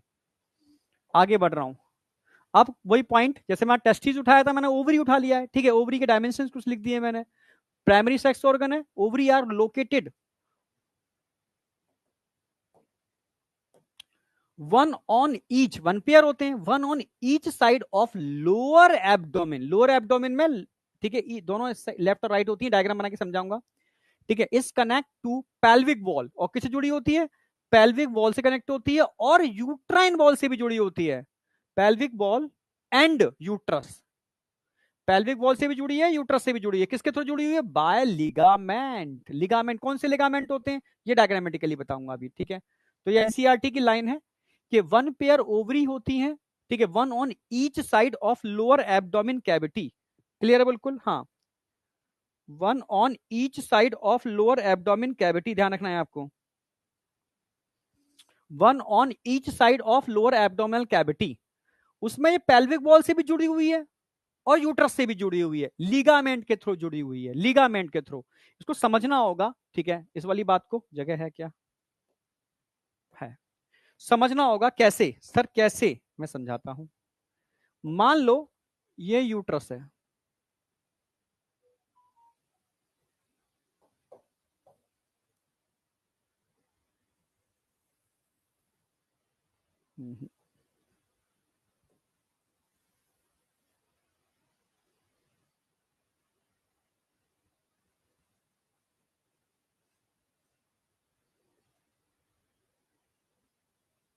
ये फैलोपियन ट्यूब थी, यूट्रस है, ठीक है। और ये पूरी की पूरी अगर मैं यहां दिखाऊं तो ये पूरी की पूरी क्या है, यहां से यहां तक एब्डोमिनल कैविटी है।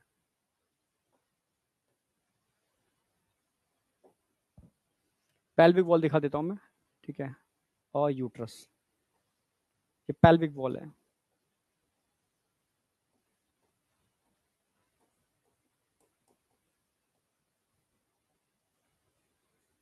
ये यूट्राइन वॉल है।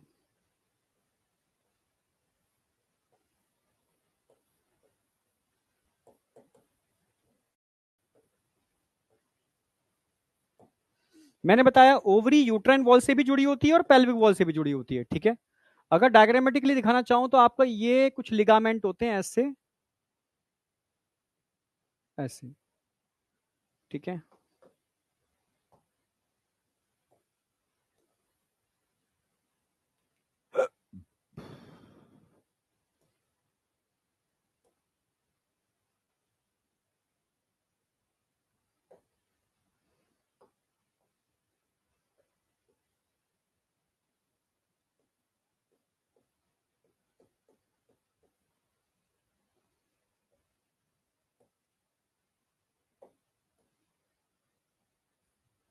ये कुछ लिगामेंट है, कुछ लिगामेंट में इधर भी दिखा रहा हूं।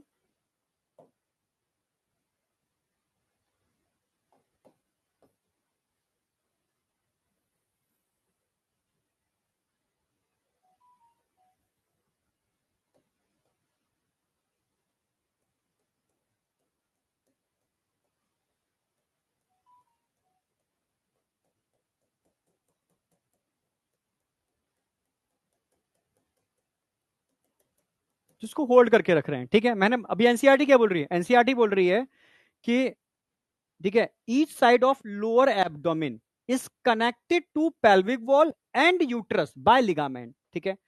तो लिगामेंट की हेल्प से ये पेल्विक वॉल से भी जुड़ी हुई है और यूट्राइन वॉल से भी जुड़ी हुई है। किसकी हेल्प से, लिगामेंट की हेल्प से, ठीक है।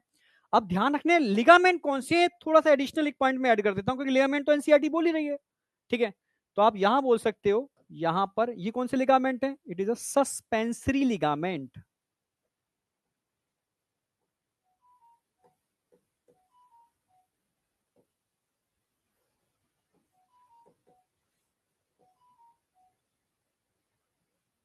ये सस्पेंसरी लिगामेंट जो पेल्विक बॉल से जोड़ते हैं, ठीक है। ये है यूट्राइन लिगामेंट, ये कौन है, यूट्राइन लिगामेंट।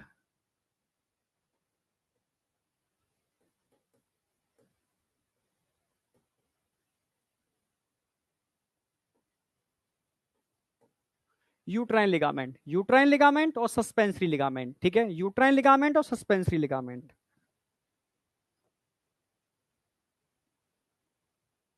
क्लियर है बिल्कुल। यूट्राइन लिगामेंट और सस्पेंसरी लिगामेंट इस ओवरी को, ठीक है, लोअर एब्डोमेन कैविटी में कनेक्ट करने के लिए, होल्ड करने के लिए बोथ साइड रिस्पॉन्सिबल होते हैं। ये क्वेश्चन आएगा। अच्छा, ओवरी की बात करूं तो ओवरी के अंदर व्हाइट कलर के, तो व्हाइट कलर ही दिखाना होगा मुझे।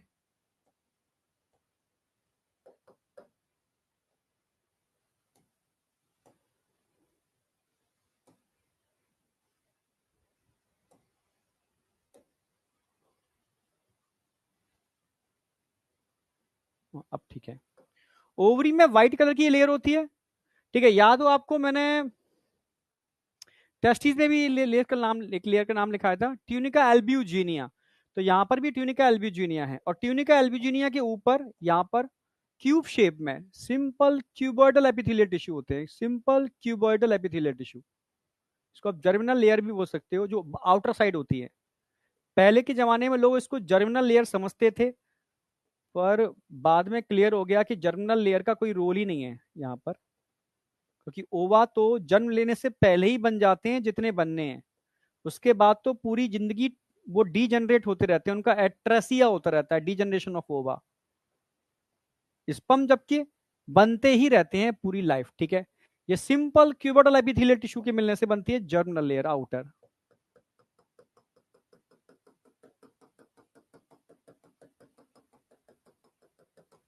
तो यहां दो लेयर हैं, एक आउटर है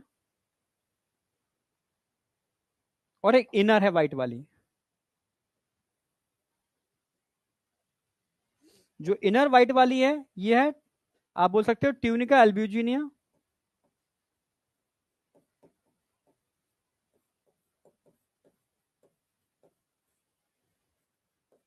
जो टेस्टिस में अभी थी। और जो आउटर लेयर है वो जर्मिनल लेयर है, जर्मिनल।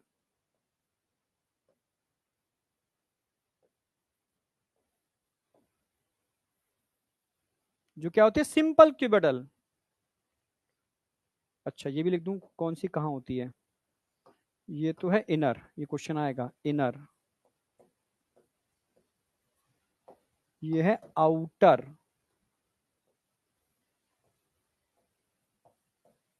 ये भी पूछा गया है, ठीक है। Simple cuboidal.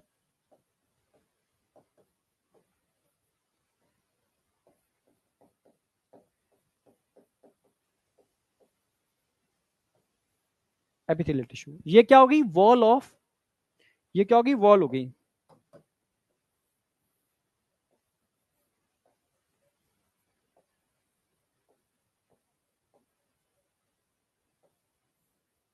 ये ओवरी की वॉल हो गई। तो आउटर लेयर कौन सी होती है और इनर लेयर कौन सी होती है, क्वेश्चन आएगा। आउटर जर्मिनल लेयर होगी ओवरी की, ठीक है। लिगामेंट समझ में आ गए, वॉल ऑफ ओवरी समझ में आ गई। अब ओवरी के अंदर क्या भरा हुआ है, ओवरी के अंदर स्ट्रोमल टिश्यू होते हैं। ओवरी में क्या होते हैं स्ट्रोमल टिश्यू।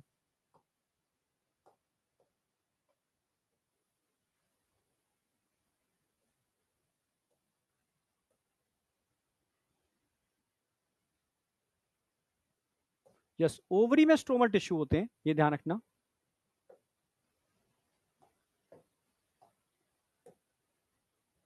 ये आउटर वाला पार्ट कॉर्टेक्स हो गया, अंदर वाला पार्ट ओहो, ये कॉर्टेक्स है और अंदर क्या स्ट्रोमा, ये तो क्या कॉर्टेक्स।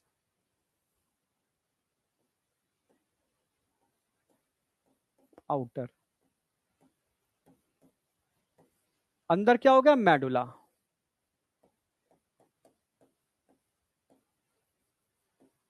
इनर।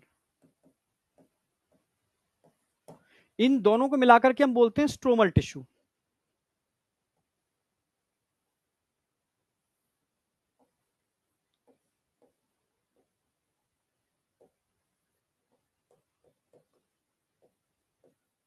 तो ओवरी के अंदर ये क्या है ओवरी है, ओवरी है। ओवरी में बाहर जो होते हैं ये क्या है बेटा कॉर्टेक्स, और अंदर वाला पार्ट क्या है मेडुला। और मेडुला में तो आप जानते हो ब्लड वेसल्स होंगे। मेडुला में मिलनी क्या होंगे ब्लड वेसल्स। अरे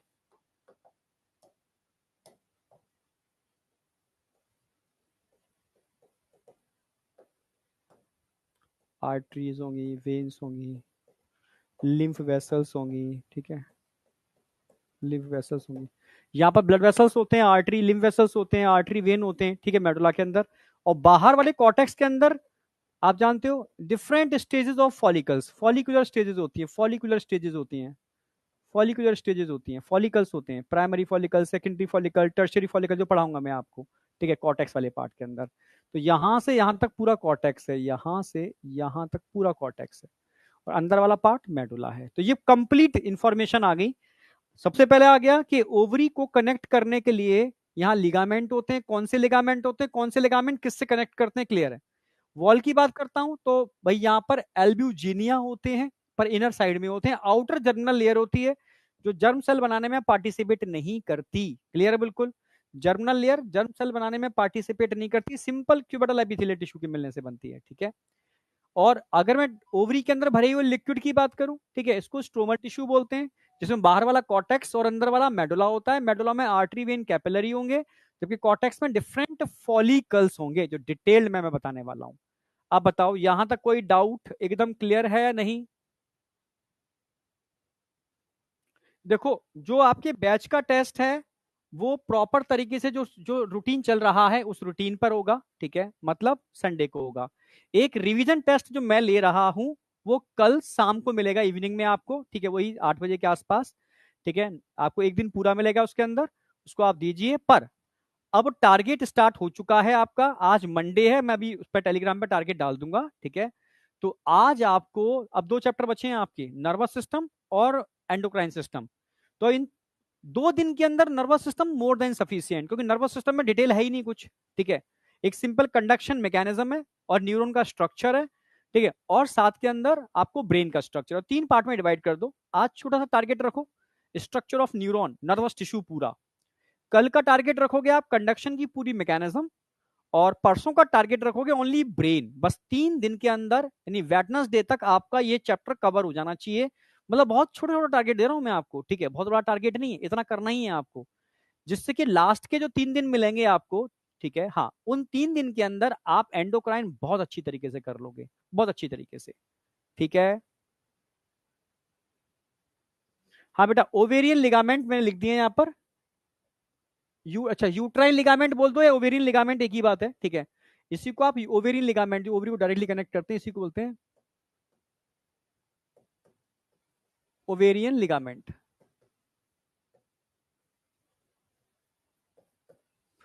ठीक है। ओवेरियन लिगामेंट इन्हीं को बोलते हैं। सस्पेंसरी लिगामेंट अलग होते हैं, सस्पेंसरी लिगामेंट अलग होते हैं। अब बताओ, यहां तक कोई डाउट? हाँ, तो रिवीजन आपको कंटिन्यू करना है। रिवीजन क्लास नहीं है, रिवीजन तो आपको वाईटी से देख लेना है, ठीक है। और एक चीज और मैं आपको बता दूं, मैं अभी इन दिनों बड़ा ध्यान से समझ रहा था कि बच्चा गलती कर कहाँ रहा है। आपकी गलतियों पर भी बड़ा फोकस कर रहा था, मैं पॉइंट्स नोट किए हैं, ठीक है। एक्चुअल में आपको सही रिवीजन का पता ही नहीं है, रिवीजन करना कैसे, सही स्ट्रेटेजी क्या है रिवीजन की, ठीक है। मैं लास्ट में बताऊंगा एक्चुअल में रिवीजन की स्ट्रेटेजी होनी क्या चाहिए। आप बार बार लेक्चर देख रहे हो, ठीक है, या आप वन शॉट देख रहे हो, ये तरीका ही नहीं है रिवीजन का। अब मैं समझ में बहुत सारे पॉइंट लिखे हैं मैंने, विद प्रूफ दूंगा मैं एक्चुअल में रिवीजन होता क्या है। आप बड़े से बड़े चैप्टर का revision more than half hour, yes, आधा घंटे ज्यादा जरूरत लगता ही नहीं रिवीजन के अंदर, ठीक है। अगर आप वन शॉट देख रहे हो या फिर से लेक्चर देख रहे हो तो ये तरीका है ही नहीं रिवीजन का, ठीक है। बिल्कुल, मैं ट्रेडिशनल तरीका बताऊंगा जो टॉपर्स करते आए थे पुराने टाइम पर। ये ऑनलाइन क्लासेस ये तो अब लॉकडाउन के बाद स्टार्ट हुआ है ना, तो ऑनलाइन का बेनिफिट ये है कि आपको बेस्ट मटेरियल मिल गया, पर स्ट्रेटजी थोड़ी सी आप रखो अपनी पुरानी वाली, ठीक है। जो लॉकडाउन से पहले पढ़ाने के तरीके होते थे, ऑफलाइन का स्ट्रेटजी, ऑफलाइन में भी कोई नहीं करता आज के डेट में, सब यही वन शॉट यही चल रहा है। मैं आपको लेके चलूंगा वो तरीका सही क्या है, पूरा मैं एक्सप्लेन करूंगा लास्ट में, ठीक है। यहां तक कोई डाउट है तो मुझे बताओ, किसी को कोई भी डाउट है बेटा? यस या नो? ये यूट्रस है पूरा का पूरा, यूट्राइन वॉल हो गया, यूट्रस हो गया।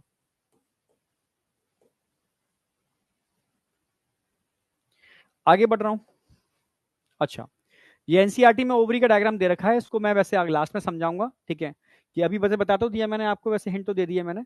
अंदर आर्टरी वेन कैपिलरी होते हैं, यहाँ पर डिफरेंट स्टेज ऑफ फॉलिकल्स होते हैं, ठीक है। तो एनसीईआरटी ने भी दे रखा है कि ब्लड वेसल्स, आर्टरी वेन हो गए, लिम्फ वेसल्स भी होंगे, ये primary follicle, secondary follicle, tertiary follicle, graphene follicle, ओवा बाहर निकल गया, ठीक है, कॉर्पस ल्यूटियम, ये क्या है ये पूरा मैं आपको फॉलिक्यूलोजेनेसिस में समझाने वाला हूँ, ठीक है। बस एनसीईआरटी का डायग्राम था, मैंने यहाँ पर मेंशन कर दिया है। आगे बढ़ रहे हैं, चलो, ये कंप्लीट हो गई आपकी ओवरी, ठीक है।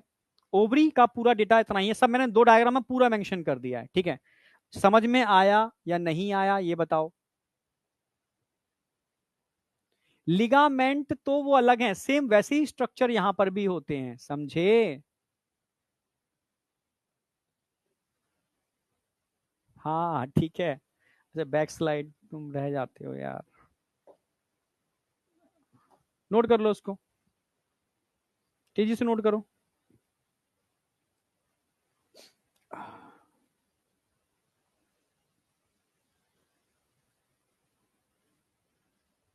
तेजी से नोट करो।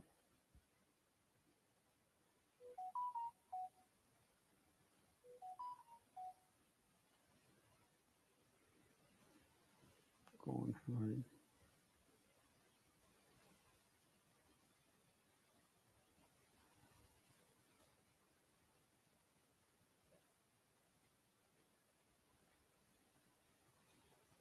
चलो, क्लास मेरी थर्सडे तक रहेगी, ध्यान रखना, ठीक है। हाँ, Monday, Tuesday, Wednesday, Thursday.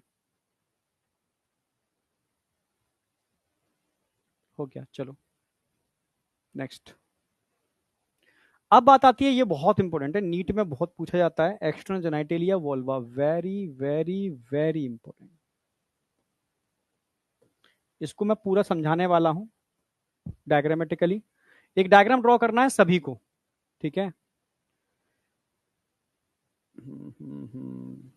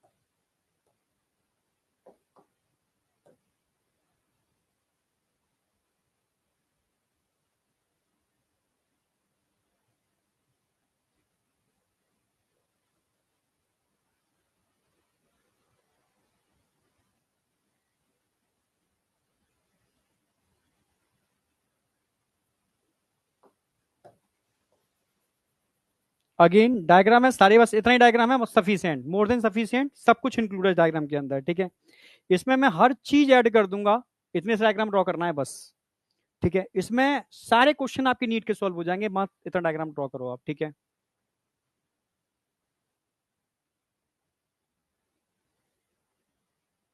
Note करो। थर्सडे को मेरी क्लास रहेगी, शायद तरुण सर की नहीं रहेगी, क्योंकि तरुण सर शायद सर्विस सर की जगह कुछ एक्स्ट्रा क्लास लेंगे वो, ठीक है। हाँ, तो फिर उधर मैं उनकी क्लास में ले लूंगा, ठीक है। हाँ, क्योंकि बॉटनी की आगे बहुत सारी क्लासेस हो जाएंगी, ठीक है। तो थोड़ा सा स्टेबल भी रहेगा, तो वो सर्विस सर की क्लास ले ही रहे हैं, वो उनकी जगह एक आध क्लास वो लेंगे, एक मैं थर्सडे को मैं ले लूंगा।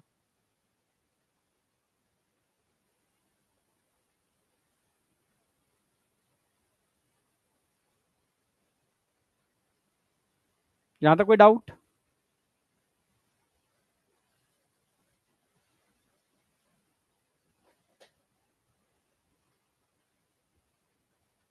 अच्छा, इसी सर ले रहे हैं, अच्छा, ओके। मेरी क्लास सबसे कम मिलेंगी आपको, सबसे कम, ठीक है। और सिलेबस भी मेरा सही सलामत आपको रन करता हुआ मिलेगा, टेंशन मिल रहा, कूल होकर करो, ठीक है। एसी भी सर कह दूंगा, बच्चों को परेशान ना करें, ठीक है। कूल होके कराएं, आराम आराम से, जितना वो डाइजेस्ट कर पाए। हम्म, चलो, ठीक है। पर थोड़ी सी देखो मेहनत करनी भी होती है, जैसे दिसंबर आता है ना, तो मतलब दिवाली के बाद बच्चा मेहनत करना चालू कर देता है, ठीक है। थोड़ा सा मतलब वो, मतलब उसमें तब तक वो रम जाता है। कहीं कभी कहीं भी देख लेना, दिवाली के बाद थोड़ा टीचर भी थोड़ा सा प्रेशर डालता है। जो मैं जूलॉजी तुम्हें एक जैसी मिलेगी पहले और बाद में, ठीक है, कूल मस्ती से लास्ट तक ऐसी तुम्हें रहेगी, उसमें कोई टेंशन नहीं आना। बट हाँ, कुछ सब्जेक्टों पर थोड़ा सा बच्चे को मेहनत करनी पड़ती है, इसलिए मैं अपने सब्जेक्ट को थोड़ा सा मैं कर लेता हूँ। तो मैं पूरा टाइम देता हूँ कि तुम फिजिक्स को थोड़ा ज्यादा ध्यान दो, बस यही करना है आपको, ठीक है। ठीक है, टाइम ज्यादा दो फिजिक्स को, बस सिंपल सी बात है, ठीक है। अब आज थोड़ा यहाँ आओ, मैं जो बताना चाह रहा हूँ आपको। तो ये सारे एक्सटर्नल जेनाइटेलिया हैं जो मैं बात करने वाला हूँ, ठीक है। एक्सटर्नल जेनाइटेलिया में क्या क्या आएगा? पहला आएगा मून्स प्यूबिस, ठीक है। दूसरा लेबिया मेजोरा। अब ये चीजें एनसीईआरटी से हटकी हैं, तो मैंने पहले लिख दी थी, तो मैं लिख दिया है। होमोलोगस, अब तो मैं ये नहीं पढ़ना, सिर्फ क्लाइटोरिस का होमोलोगस पढ़ना है, और किसी का होमोलोगस नहीं पढ़ना। इसको मैं हटा दे रहा हूँ, क्योंकि वो नॉलेज तुम्हारे दिमाग में डालूंगा ही नहीं, जो अभी नीट के लिए कोई जरूरी नहीं है, ठीक है। हाँ, वेस्टिब्यूल का भी नहीं जरूरत है। ये वाला पार्ट हम हटा देते हैं। बस अब ये एनसीईआरटी का पार्ट पूरा कंप्लीट है। तो mons pubis, labia majora, labia minora, minora, clitoris जो होमोलोगस होता है, ठीक है, ग्लैंस पेनिस के दे रखा है, हाइमन इफ स्टिल प्रेजेंट, किसी में हाइमन नहीं होती, किसी में होती है, पर it is a part of external genitalia. Vestibule, अब वेस्टिब्यूल के अंदर क्या क्या आता है? वेस्टिब्यूल में वजानल ओरिफाई आती है, ठीक है, एक्सटर्नल यूरेथ्रल ओरिफाई आती है, ओरिफाई का मतलब होता है ओपनिंग, ठीक है, और opening of duct of vestibular glands, और ग्लैंड की ओपनिंग भी यहीं पर ही होती है जो मैं आपको कराने वाला हूं, ठीक है। तो एक एक करके बात करते हैं। मेजोरा का पहले, मोन्स प्यूबिस कहां होगा, मेजोरा कहां होगा, माइनोरा कहां होगा, ठीक है। तो डायग्राम के अंदर एक एक चीज मैं मेंशन कर रहा हूं, ठीक है, समझना है यहां पर।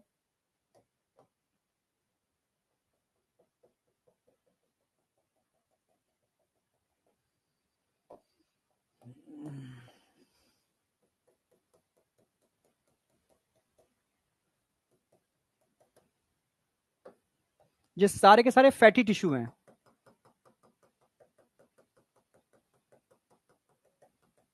ठीक है। It is a mons pubis.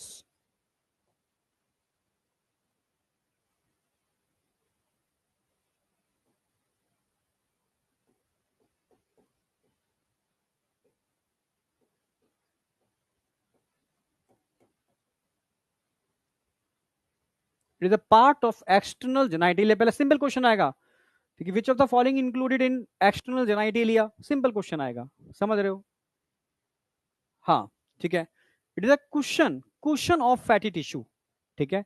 यहाँ पर फैटी टिश्यू का डिपोजिशन होता है, ठीक है। नेचर ने यहाँ पर फैटी टिश्यू का डिपोजिशन इसलिए किया क्योंकि इसके पीछे क्या होते हैं, ओवरी, ठीक है। एक्सटर्नल जेनेटेलिया में के ऊपर वाला पार्ट क्या होता है, थोड़ा सा उठा हुआ होता है due to deposition of fatty tissue, क्योंकि पीछे ओवरीज हैं, ठीक है, अदर पार्ट्स हैं। तो उनके लिए कोई क्वेश्चन बनाना था नेचर को, जिससे कि शॉक, धक्का, झटके की वजह से इंटरनल ऑर्गन को कोई नुकसान ना हो, ठीक है। तो नेचर ने चीजों को बहुत सोच समझ के डिजाइन किया है, ठीक है। तो ये क्या है, क्वेश्चन ऑफ फैटी टिश्यू।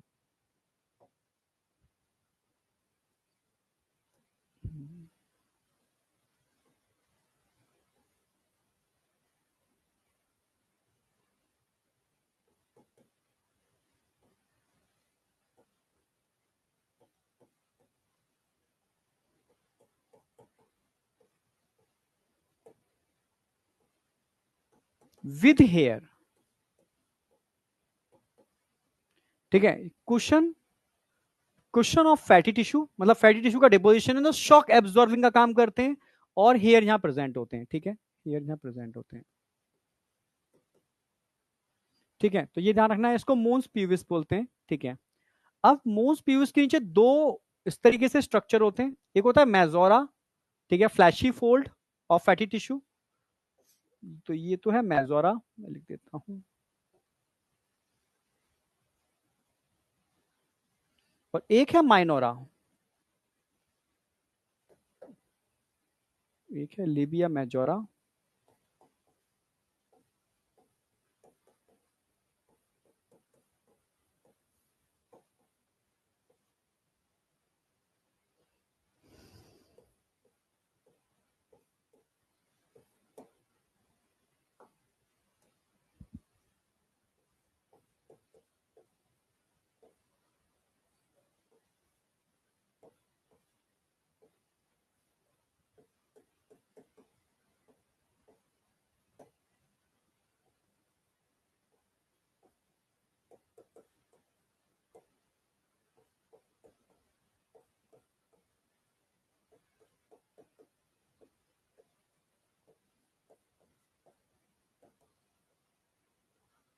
ठीक है, मेजोरा ध्यान रखना है, मेजोरा में यहाँ पर फैटी टिश्यू तो होते ही है इसके अंदर, ठीक है, साथ में हेयर्स भी यहाँ मिल जाते हैं।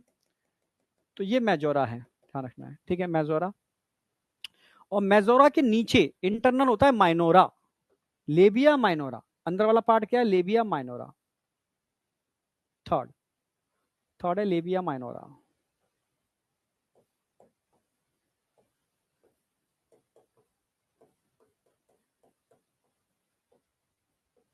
Labia minora. अगर मैं माइनोरा की बात करता हूं, ये इनर वाला पार्ट है, इनर, इनर फोल्ड है, इनर फोल्ड है, ठीक है, इनर फोल्ड होता है लेबिया माइनोरा, ठीक है।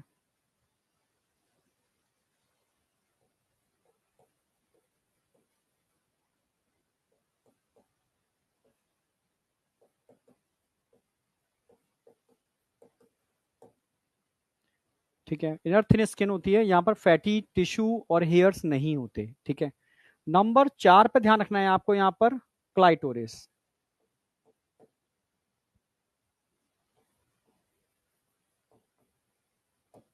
क्लाइटोरिस,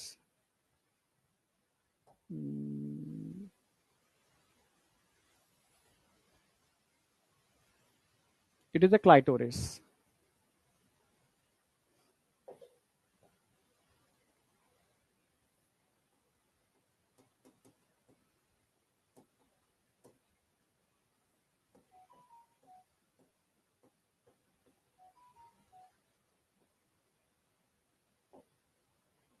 प्रिप्यूस, जैसे मेल के अंदर ग्लैंस पेनिस था, मेल में जो ग्लैंस पेनिस था,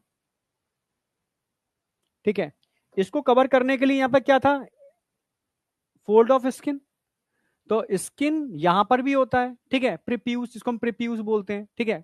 यहां पर क्लाइटोरिस जिन टिश्यू से मिलके बना होता है, सेम वही टिश्यू ग्लैंस पेनिस में भी होते हैं, ठीक है।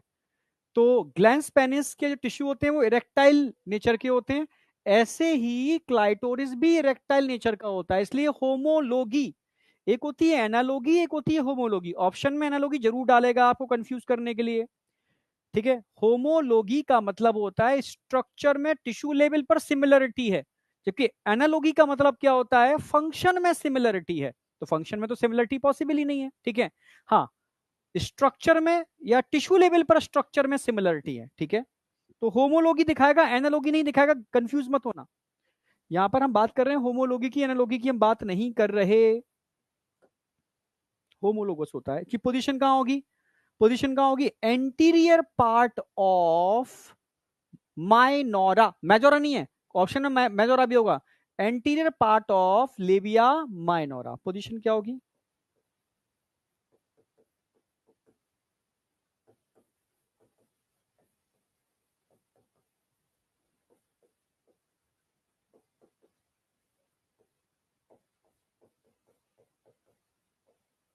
माइनोरा के एंटीरियर पार्ट पर होगा, ऊपर एंटीरियर नीचे पोस्टीरियर है, ठीक है, ये ये एनस हो गया, ठीक है। माइनोरा के एंटीरियर पार्ट पर है क्लाइटोरिस, जो होमोलोगी दिखाता है, homology with glans penis of mail.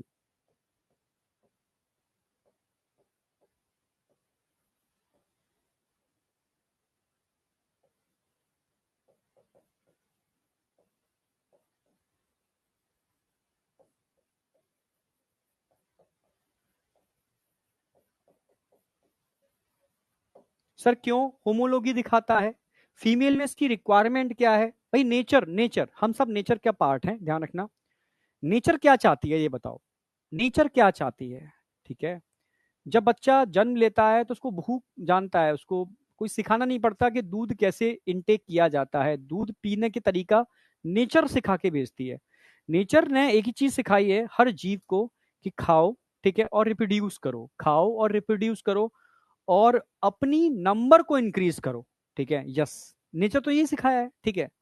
अब वो आपकी समझदारी है कि इस, हाँ, फिर नेचर समय समय पे क्या करती है, जब वो ओवर नंबर हो जाएगा, ठीक है, तो नेवर और, तो क्या करेगा, वो आपस में कंपटीशन कराएगी, क्योंकि रिसोर्सेज नेचर लिमिटेड दे रही है, नेचर कह रही है कि देखो ये लिमिटेड रिसोर्सेज हैं, मैं तुम्हें रिप्रोड्यूस करने की असीम क्षमता दी है, खाओ और रिप्रोड्यूस करो, ठीक है, पर रिसोर्सेज लिमिटेड दे रही हूं तुम्हें मैं, ठीक है।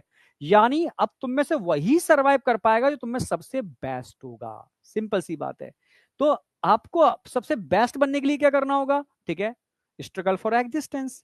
तो आपको एग्जिस्ट करने के लिए स्ट्रगल करना पड़ेगा, अपने अपने को और बेटर करने के लिए इवॉल्व करना पड़ेगा, ठीक है। तो नेचर ये तो चाहती है कि आपके अंदर इवोल्यूशन हो, ठीक है, आप बौद्धिक स्तर पर इवॉल्व हो, आप हर स्तर पर इवॉल्व हो, ठीक है, तभी तो super super super super species बन पाएगी। तो नेचर ने बड़ा गेम खेला है, ठीक है, हर स्पीसीज के संग, कि भाई ठीक है, तुम्हें खाने की पावर देना है, खूब खाओ, रिप्रोड्यूस करो, पर सोर्सेज लिमिटेड दे रहे हैं, ठीक है। यस, आपके 10 बच्चे होंगे तो उनमें से कोई 2 बेस्ट सर्वाइव कर सकते हैं। क्यों? क्योंकि रिसोर्सेज लिमिटेड है। तो हर स्पीसीज के अंदर देखोगे ऑफस्प्रिंग बहुत सारे होते हैं, ठीक है। ठीक है, आगे जाकर के जैसे आप बर्ड्स और रेप्टाइल्स, बर्ड्स और मैमल्स की बात करोगे तो यहाँ पर ऑफस्प्रिंग कम हो गए हैं, ठीक है। हाँ, क्योंकि इवोल्यूशन हो रहा है ना। इवोल्यूशन क्या दर्शाता है कि कैसे भी करके नंबर ऑफ ऑफस्प्रिंग कम करो, तो मतलब आप इवॉल्व हो रहे हो, जिससे आप बेटर पेरेंटल केयर कर सकते हो। जितनी बेटर पेरेंटल केयर करोगे तो आप इवोल्यूशन वाली जो चल रही है ना वो दौड़, इवोल्यूशन नेचर, तो आप उस दौड़ में पार्टिसिपेट कर सकते हो। नेचर आपको सेलेक्ट कर सकती है आगे बढ़ने के लिए।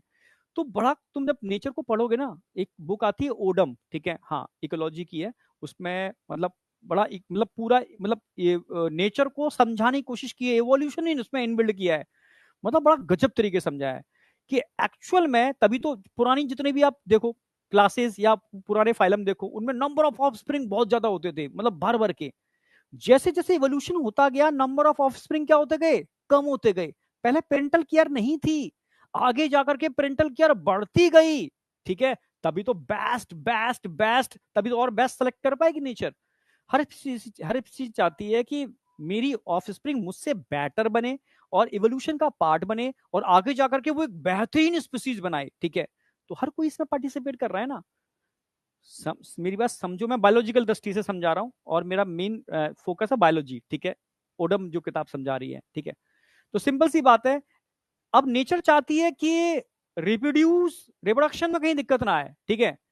तो फीमेल में ओवा का फर्टिलाइजेशन तभी होगा, ठीक है, जब स्पर्म को प्रॉपर वहां तक जाने को ट्रैक मिले, फ्लूइड मिले। तो नेचर ने यहाँ पर क्लाइटोरिस बनाया, ठीक है, क्लाइटोरिस ड्यूरिंग इंटरकोर, ठीक है। तो ये एक्साइटेशन का काम करता है, जिसकी वजह से फीमेल ट्रैक में काफी फ्लूइड रिलीज होता है। ये फ्लूइड एल्कलाइन फ्लूइड होता है, स्पर्म को सपोर्ट करता है आगे बढ़ने के लिए और फर्टिलाइजेशन करने के लिए, जिससे कि ऑफस्प्रिंग क्रिएट हो, ठीक है। नेचर तो ये चाहती है ना, हम तुम्हें ऐसा बना रहे हैं कि तुम नंबर ऑफ ऑफस्प्रिंग बढ़ाओ, ठीक है, पर लिमिटेड रिसोर्सेज दे रहे हैं भाई। हाँ, तुम आपस में लड़ो झगड़ो इवॉल्व कुछ भी करो, ठीक है, कि पर बेस्ट को मौका दूंगी मैं आगे बढ़ने का, हर किसी को मौका नहीं दूंगी। ये नेचर नेचर का कंसेप्ट है। हम नेचर के विरुद्ध काम कर रहे हैं, ठीक है, तभी तो सर्वनाश हो रहा है। सारी स्पीसीज में मनुष्य ही है जो नेचर के अपोजिट काम कर रहा है, ठीक है। और तो सब ठीक है, नेचर के हिसाब से काम चल रहे हैं, ठीक है, फूड चेन वैसे सब कुछ वैसे चल रहा है, ठीक है। हाँ, तो मनुष्य के संग चीजें गड़बड़ हो रही हैं। तो मेरी बात समझ पा रहे होगे। तो यहाँ पर सेम वही प्रिप्यूस बनाया, जैसे मेल में प्रिप्यूस होता है, क्लाइटोरिस बनाया, यहाँ पर भी इरेक्टाइल टिश्यू होते हैं और वहां पर भी इरेक्टाइल टिश्यू होते हैं, इसलिए होमोलोगी दिखाएगा, एनालोगी नहीं दिखाएगा। एनालोगी फंक्शन में सिमिलरिटी होती है, होमोलोगी टिश्यू लेवल पर स्ट्रक्चर में सिमिलरिटी होती है। यहां तक कोई डाउट है? हाँ, टाइम है बस, ठीक है, इसको खत्म कर रहा हूं मैं, जिससे कि अचानक से ऑफ ना हो जाए, ठीक है। तो एक पार्ट ये खत्म हो गया। तो 4 चीज आ गई, 5 में और मैं ऐड करूंगा। तो सबसे पहले तो बताऊंगा मैं यूरेथ्रल ओपनिंग, यूरेथ्रल ओरिफाई। एक है वाजाइनल ओपनिंग।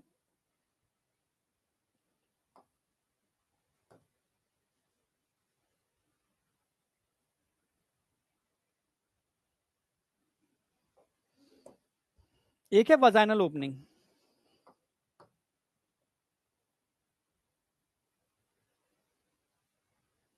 वाजाइनल ओपनिंग में मैंने बताया था यहां पर हाइमन होती है। 4 नंबर 5 हाइमन।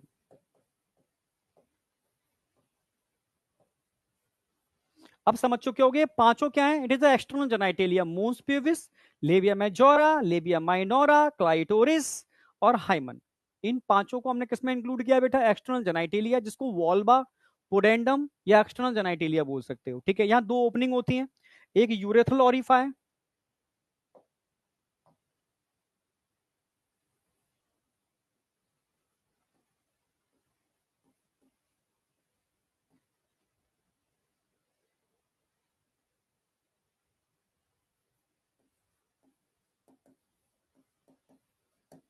एक है वजाइनल ओरिफाइस।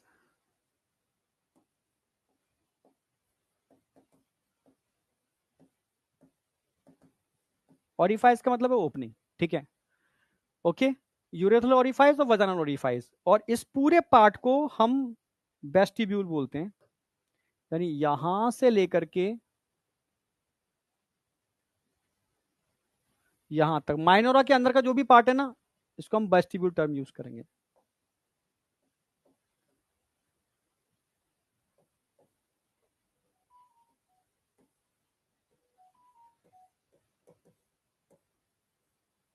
वेस्टिब्यूल, ये पूरा वेस्टिब्यूल है, ठीक है, space with in labia minora.